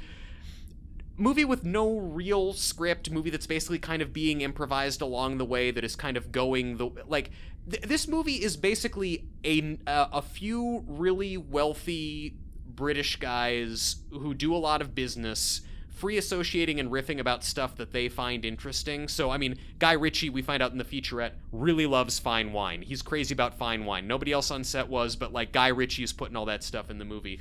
Like, Guy Ritchie really loves barbecuing. There's a scene where where Hugh Grant is barbecuing. The point is, this is just kind of what a bunch of British businessy bros think is really cool, and it kind of suggests that they think that a guy like this, who's name-dropping Muammar Gaddafi and who made a fortune selling weapons to him, they kind of think like, hey, well, I don't agree with everything he does, but you gotta admit, I mean, he made his money, he got his coin, Gov? I don't know that I go that far. I don't think they think that far ahead or think that far through. Sure. I mean, it is a lot like Trump saying, oh, Kim Jong-il is, you know, kind of a smart guy if you think about it. Like, it's kind of gross. It just unnecessarily provocative. Yeah. I mean, it's obviously far more dangerous when Trump does it, but more than this fake bad guy in a movie that no one remembers. Yes, I agree. But I think you're making a good point, and the whole, like, all that I need to illustrate that is what the handle ends up being, which is the most, like, in a movie filled with exposition, there are two bits of info we get toward the end here of what the handle is and what they intend to do with it. That it took 2 watches, and even under 2 watches, I'm like, not only do I get this, even though I feel like I shouldn't, the reason I feel like I shouldn't get this is because what they're explaining to me is dumb and incomprehensible, but they're presenting it in a very, like, this is a smart way. So the handle ends up being the most advanced programmable AI that can hack into any other system in the world. Yes. Every AI is programmable. Yeah. It's like, say, it's not even as dumb as saying ATM machine. It's like saying it's not like saying this machine is an ATM or ATM machine. It's like saying this ATM is a machine. Mm-hmm. Like, no shit. Like, how do you even retort to something that stupid? I I don't know. Every AI is programmable. That's the very nature of AI. And then it can program itself, presumably, at some point. I mean, you were getting hung up on the semantics of the fact that they didn't really know what their MacGuffin was until probably they arrived to shoot that scene. I wanted to throw it to you, though, for what they intend to use the AI for and the consequences and conclusions they draw from what they think the fallout from this is going to be. Did you write down or look at what the potential threat to the world is? Yes. From this? So this AI, the handle, is it basically is superpower hacking. It can hack any system in the world. Quick caveat, I will point out that's bullshit and stupid because Aubrey Plaza in this movie is able to effortlessly hack into every computer system off of a laptop with one hand. Right. It does, like, everything is incredibly hackable. They're using AI at one point to change Jason Statham's voice over a phone. Like, they're already using programmable AI. Yes. And hacking into every system in the world. They're using AI, like he asks Aubrey Plaza, can you change my voice live in real time over the phone while I'm talking to Simons on the phone to sound like this other guy who I just dropped off a building. And she's like, oh yeah, no problem. I can do it with it. Like, she does it on her laptop. It's no issue. So just the idea that, like, oh no, computer hacking, we need AI to hack computers because it's really difficult and hard. Anyway, their plan, the billionaire's plan, everyone in this movie is a billionaire. The tech mogul bad guy billionaires in this, their plan is to use Silicon Valley guys. They're going to use the AI to hack into all the banks' like financial systems and basically destabilize all the currency in the world. These guys have bought up huge amounts of gold, so they're basically going to completely fuck up the world financial system, make it so money has no value, so only gold will have value, and then they will be the masters of this new universe. I don't understand that on a fundamental level. Like, and maybe this is me, and this is where I'm like, why I get kind of resentful of this movie, of going, it's making me question my own intelligence. Yes. Where if the digital banking system went down, I still have cash. Well, but the idea... Why is cash any different than gold? Well, it's because paper money itself. Oh man, we are going to stray into weird libertarian dude podcast very soon if I start explaining this too much. The paper money only has value because it is assigned value by society. This idea is that by like fucking up the financial systems, your paper money will become worthless. And like, Lando, I don't know if you knew, more crank white guy stuff. America used to be on the gold standard where your $1 bill represented $1 worth of gold. We don't do that anymore. But maybe this is the limit of my understanding. Didn't we just do the same thing with gold at one point? Where what? Where we used the handle to make... We assigned meaning to it. Well, like, I mean... Why is... I mean, I understand it's a bit rarer, but, like, why are we assigning gold any more value than an equally rare stone? It's shiny and it's heavy and... Exactly. I mean, I think it literally comes down to gold is shiny and humans have always liked it.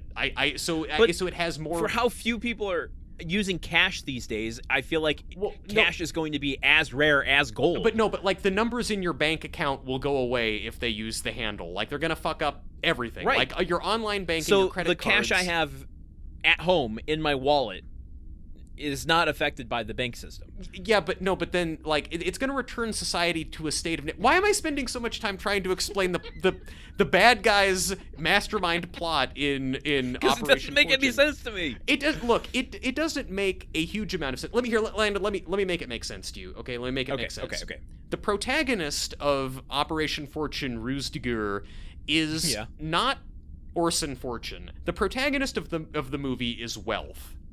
It is like, because you see private jets, luxury cars, jewelry, Armani suits, fancy watches. That is what this movie is about, is how fucking much it rules to have money and be able to buy things. The bad guys in this movie are threatening to kill money, and so they must be stopped. What do they get out of it?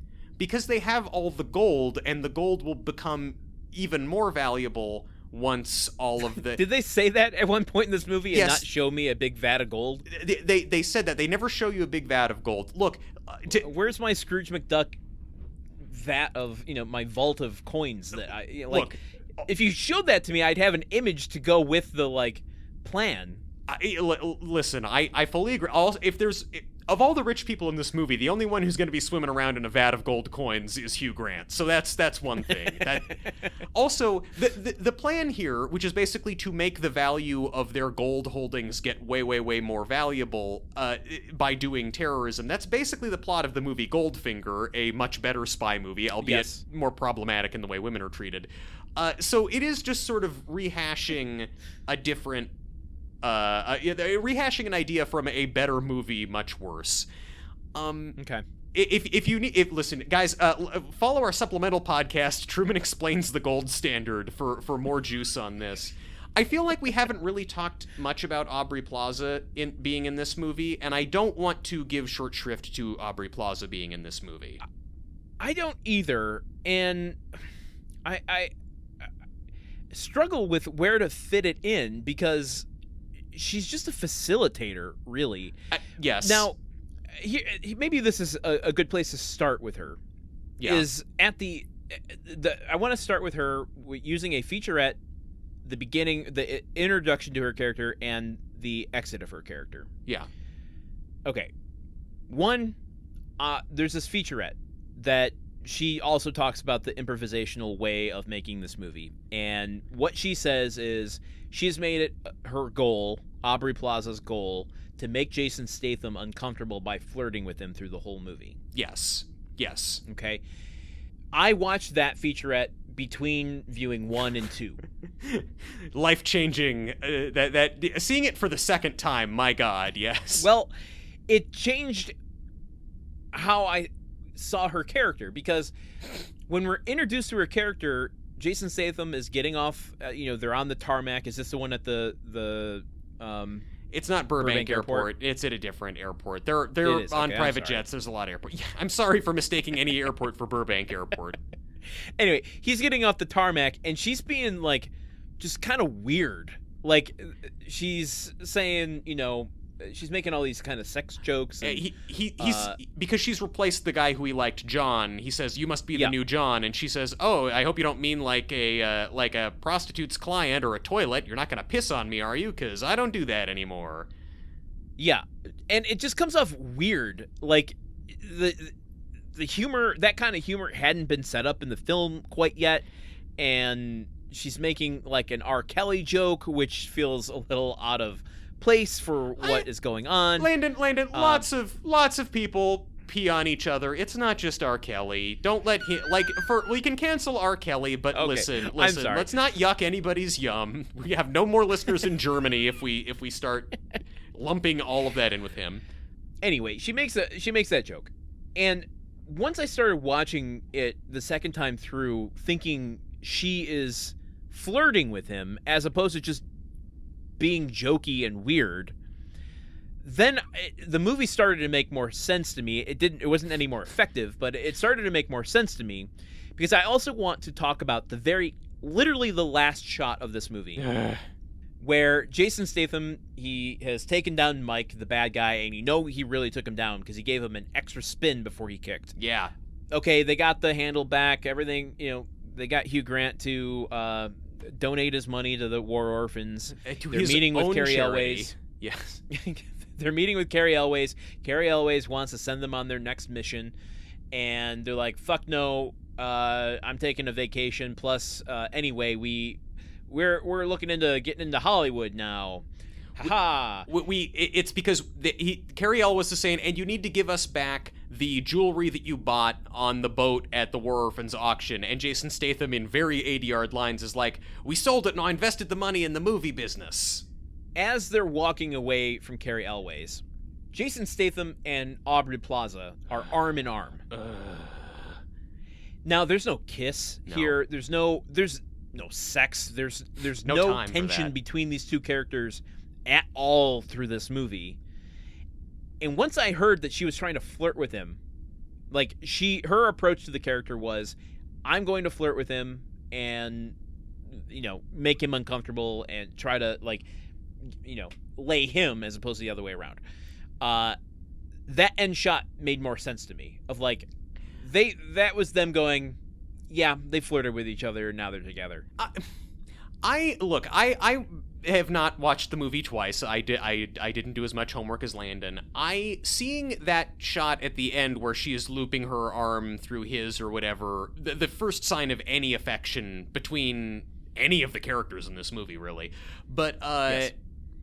That was like, wait, where the hell, where is any indicator of anything, like that they have any chemistry yes. or any interest Correct. In one another, or that he even recognizes her as a object of desire? It would be just as logical for him to have his arm looped around Bugsy. Honestly, if that had been, I would remember this movie. This would be a much more memorable film. They're both good looking and they were in the movie. They have to kiss at the end. But I when I saw that thing in the production featurette of her saying, oh yeah, I was just trying to flirt with him in every scene, and I hope that makes the cut, I almost feel like, is that just Aubrey Plaza just doing a bit and like making light of the fact that her character has no arc or anything to it? Like, or is she making light of the fact that she was trying to do that and she knows all that got cut out? Like, I can't take anything Aubrey Plaza says in the production featurette seriously. She is doing bits the whole time. Yeah, agreed.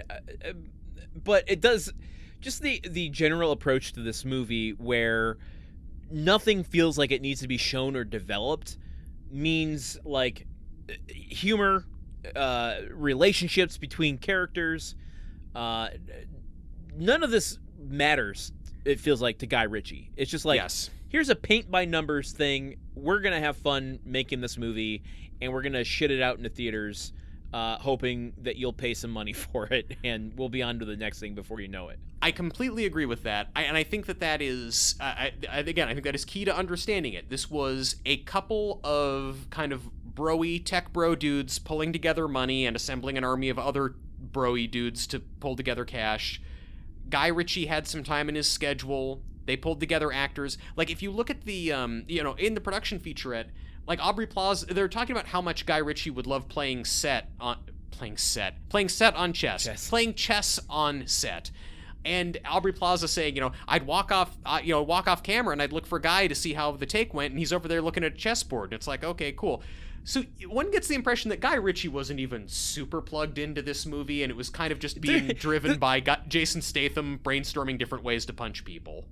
That featurette starts with him going, yeah, I think that end will work, right? We're about to shoot the finale that we wrote like an hour ago. Yeah. I think it'll hold together, right? Yeah. Like he's asking the people around him, like, is this good enough? We put in the minimal effort here, right? I mean, we still get our paychecks, right? He's asking the documentary crew, hey, do you think that works? Do you think that's good enough?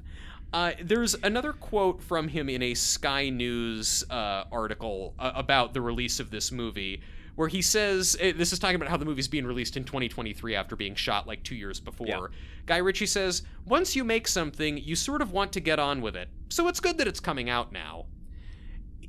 That is really just kind of the attitude behind the whole movie of like, well, we did this, and it's done. Like, we did the thing. Like, it's a jobs program, right, basically. But going back to where this falls in his career, though, that's what confounds me the most. I don't know if it was just like, is this a COVID project where they were so restless just to make something that they're like, I'll throw together a script and, you can call in some favors. We could try to put something together and just have some fun on set during a very dark time. And what we get is what we get. We can scrounge together $40 million or what? I don't, or $50 million for this one. I think, honestly, yeah, probably. I mean, all of the boring shit, all of the lawyers talking to each other on the phone and lining up money happened during, like, height of COVID for this, probably in 2020. Movie was shot in early 2021. I feel like a lot of people signed on for this because it was like, oh, holy shit, we need work. We need to be doing something. Nobody knows what the industry is going to look like. Like, people are just jumping on board. And then but there just wound up not really being a plan or a script, but there was money behind it because people were like, what are movies anymore? How are we doing this? Can we do this? And so it all came together behind a script that was not particularly unique, didn't really have a fleshed out plot, and this just sort of happened. Well, then let's transition into wrapping this up by asking why has this film been forgotten? I didn't intend to be so critical with this movie while talking about it. It's kind of the nature of the beast when you are asked to dissect it, but it's not good. It's incomprehensible. It's a little kind of rotten at its center, but if you don't look too closely at it, it kind of resembles a spy movie. And if you're eating a pizza, like, you wouldn't think twice about it, and you'd finish that pizza, and you'd say, I watched a Guy Ritchie movie. You look at this on Letterboxd or other places people are reviewing it, it's a lot of like kind of 3 stars, people saying like, yeah, fun ride. It was okay, yeah, I don't mind it. Like, this is about 2.5 stars is what I found to be the sweet spot for this movie. And again, if you're looking at your phone through this movie, it's not gonna, you're not gonna understand it even if you pay super close attention, all the intricacies of the plot, but like, it's serviceable, and I think it's just so serviceable that it doesn't make a greater impression. Well, okay, this is kind of how I've wrapped up as to why this was forgotten. My 2 cents, if you will. Yeah. There is, when you look at what is flashed before your eyes, it's good marketing material. It makes for a good poster. It makes for probably a good trailer. But there's absolutely no substance here. So when you're talking about word of mouth, when you're talking about movies you return to, it's almost designed to like dissolve on your tongue like a packing peanut. Yes. What are you doing with packing peanuts, Landen? Folks listening at home, we do not endorse eating packing peanuts. I don't know. Yeah, I mixed metaphors there. A Listerine breath strip. It dissolves on your tongue. There you go. We do endorse Listerine breath strips. It leaves a bad taste on your mouth, not a good one. Like a salmon-flavored Listerine breath strip. We didn't talk about this much, but like, is this an R-rated film or a PG film? Like, there's not much violence in it, except for the moments when there's a lot of violence. There's not much swearing, except for the moments when there's a lot of swearing. Yeah. So, and they even say in the featurette that they've shot it both ways. So, there's that of like, it doesn't quite know what it wants to be. Is it an ensemble comedy, or is it a leading man spy film? The story is pretty incomprehensible. There's no stakes. It's following the template of a fun roller coaster ride, but it's like, we have a fun roller coaster ride at home. Yeah. Kind of fun. It's a fun roller coaster ride, but it's just like watching someone play Roller Coaster Tycoon. Right. I think that the 2 main culprits here are the lack of script and the editing of the film. Yeah.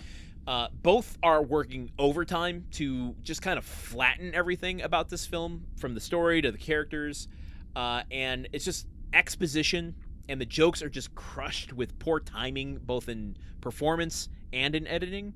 I'm particularly really bad example, or a good example of it being bad, is the kind of witty banter they have when he's exiting the compound where he's stolen the handle from the Turkish people. Yeah. And the scene ends with Jason Statham just going, well, I'm kind of done with that scene, and then kind of walking off frame. Well, this whole argument of like, you said there weren't any more guards. Well, I said there weren't any guards out front. You went out the back. No, that was the front. Why would an Olympic swimming pool be in the front instead of the back? And he just kind of like shrugs and goes, I don't know houses. I don't know directions. Yeah, and like, the most kind of asinine throwaway line. I don't know. Guy Ritchie has done better directing than this. Yeah. I can't really fault him based on the budget, but maybe it had to do with the available resources during COVID, or the time that they had to film it in. Maybe it was a very short filming schedule. But setting exposition scenes in a hotel room and staring at computer screens is the fastest way for me to immediately forget any information that's being told to me as it's being told to me. What about setting it on a private jet while the people delivering the exposition swill, 5-figure wine? Slightly better, but I'm more interested in the wine than I am any information they're telling me. Listen, if I want to watch a bald man drinking wine and talking about how good it is, I will put on a Frasier episode. I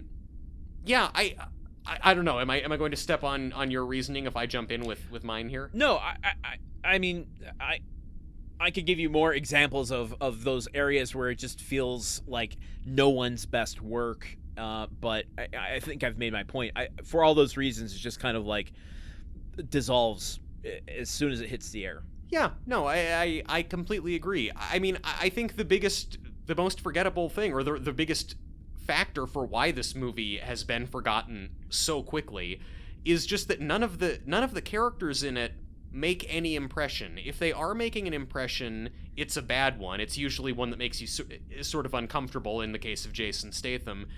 But otherwise, they all kind of sound the same. They all sort of have the same interests. All of them are interested in fine wines, and other than that, have no other interests. All of them kind of make the same brutal wisecracks as they kill people. All of them are steely and determined and never really sweat when they're, they never seem to be particularly bothered. Even Josh Hartnett, whose whole deal is supposed to be that he's like a civilian who's scared about this, still can stunt drive really well and is making jokes and cracks, and he's a little nervous but a little not nervous. And it says a lot too, considering his name's Danny, and if so many characters in here are steely. Yes.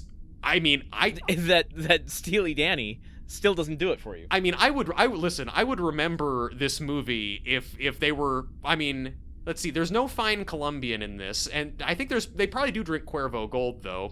These are references to a Steely Dan song for those of you At no point do I go, aha. Yeah, there you go. Or Asia. Oh. Yeah, the pronunciation on that one is difficult. Anyway, this is our every episode a Steely Dan digression.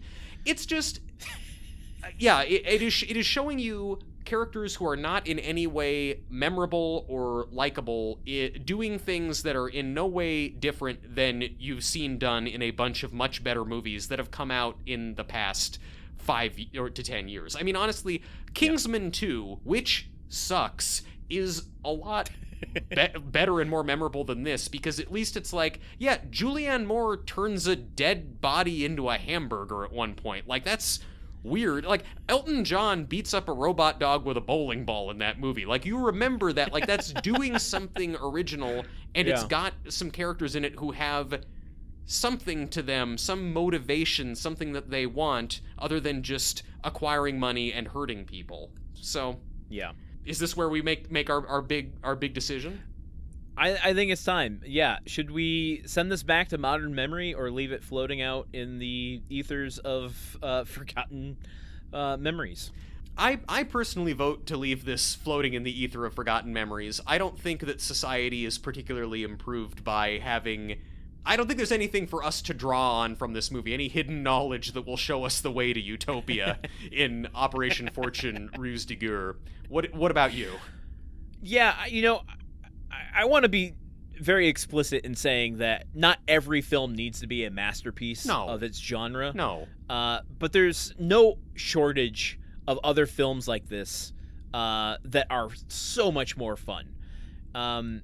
Even the highlights of this film, I think Grant's performance and Plaza's charming comedic chops are flattened, as I said, by bad editing, by writing, by lack of structure. Yes. I feel fine jettisoning it off into the realm of forgotten. Then I think we should. I think let's both turn our keys so we don't have to consider the doings and goings-on of Orson Fortune any further. If we both turn them, we don't know which one of us is sending it out into the out to pasture. I wouldn't want to live with that on my conscience, certainly. Look at that movie floating out there into the void. Wave goodbye to Orson Fortune and his pals. Also, they were setting that up for a sequel, right? Orson Fortune, Ruse de Guerre. Next one's going to be Orson Fortune, Hollywood Hollywood Boulevard. Yeah. Or yeah, right. All right, well, with that, I think we've said all there is to say about Operation Fortune Ruse de Guerre. And then some. I guess we'll just see everyone next week. Yeah. For episode 2 of Movie Memory Machine. Provided we don't get assassinated by some guy breaking into our house in the middle of the night and punching us in the balls too much, which can happen to you if you live in the world. Okay, I'm not even going to riff anymore. Let's just get out of here. We'll see you next week, folks. All right, bye. Movie Memory Machine is part of the Gruntwork Podcast Network. Join our Patreon at patreon.com/gruntworkpodcast to keep the machine running. Theme song by Porky's Groove Machine. Rate us on Apple Podcasts or wherever you listen. For more information on today's show, visit moviememorymachine.com.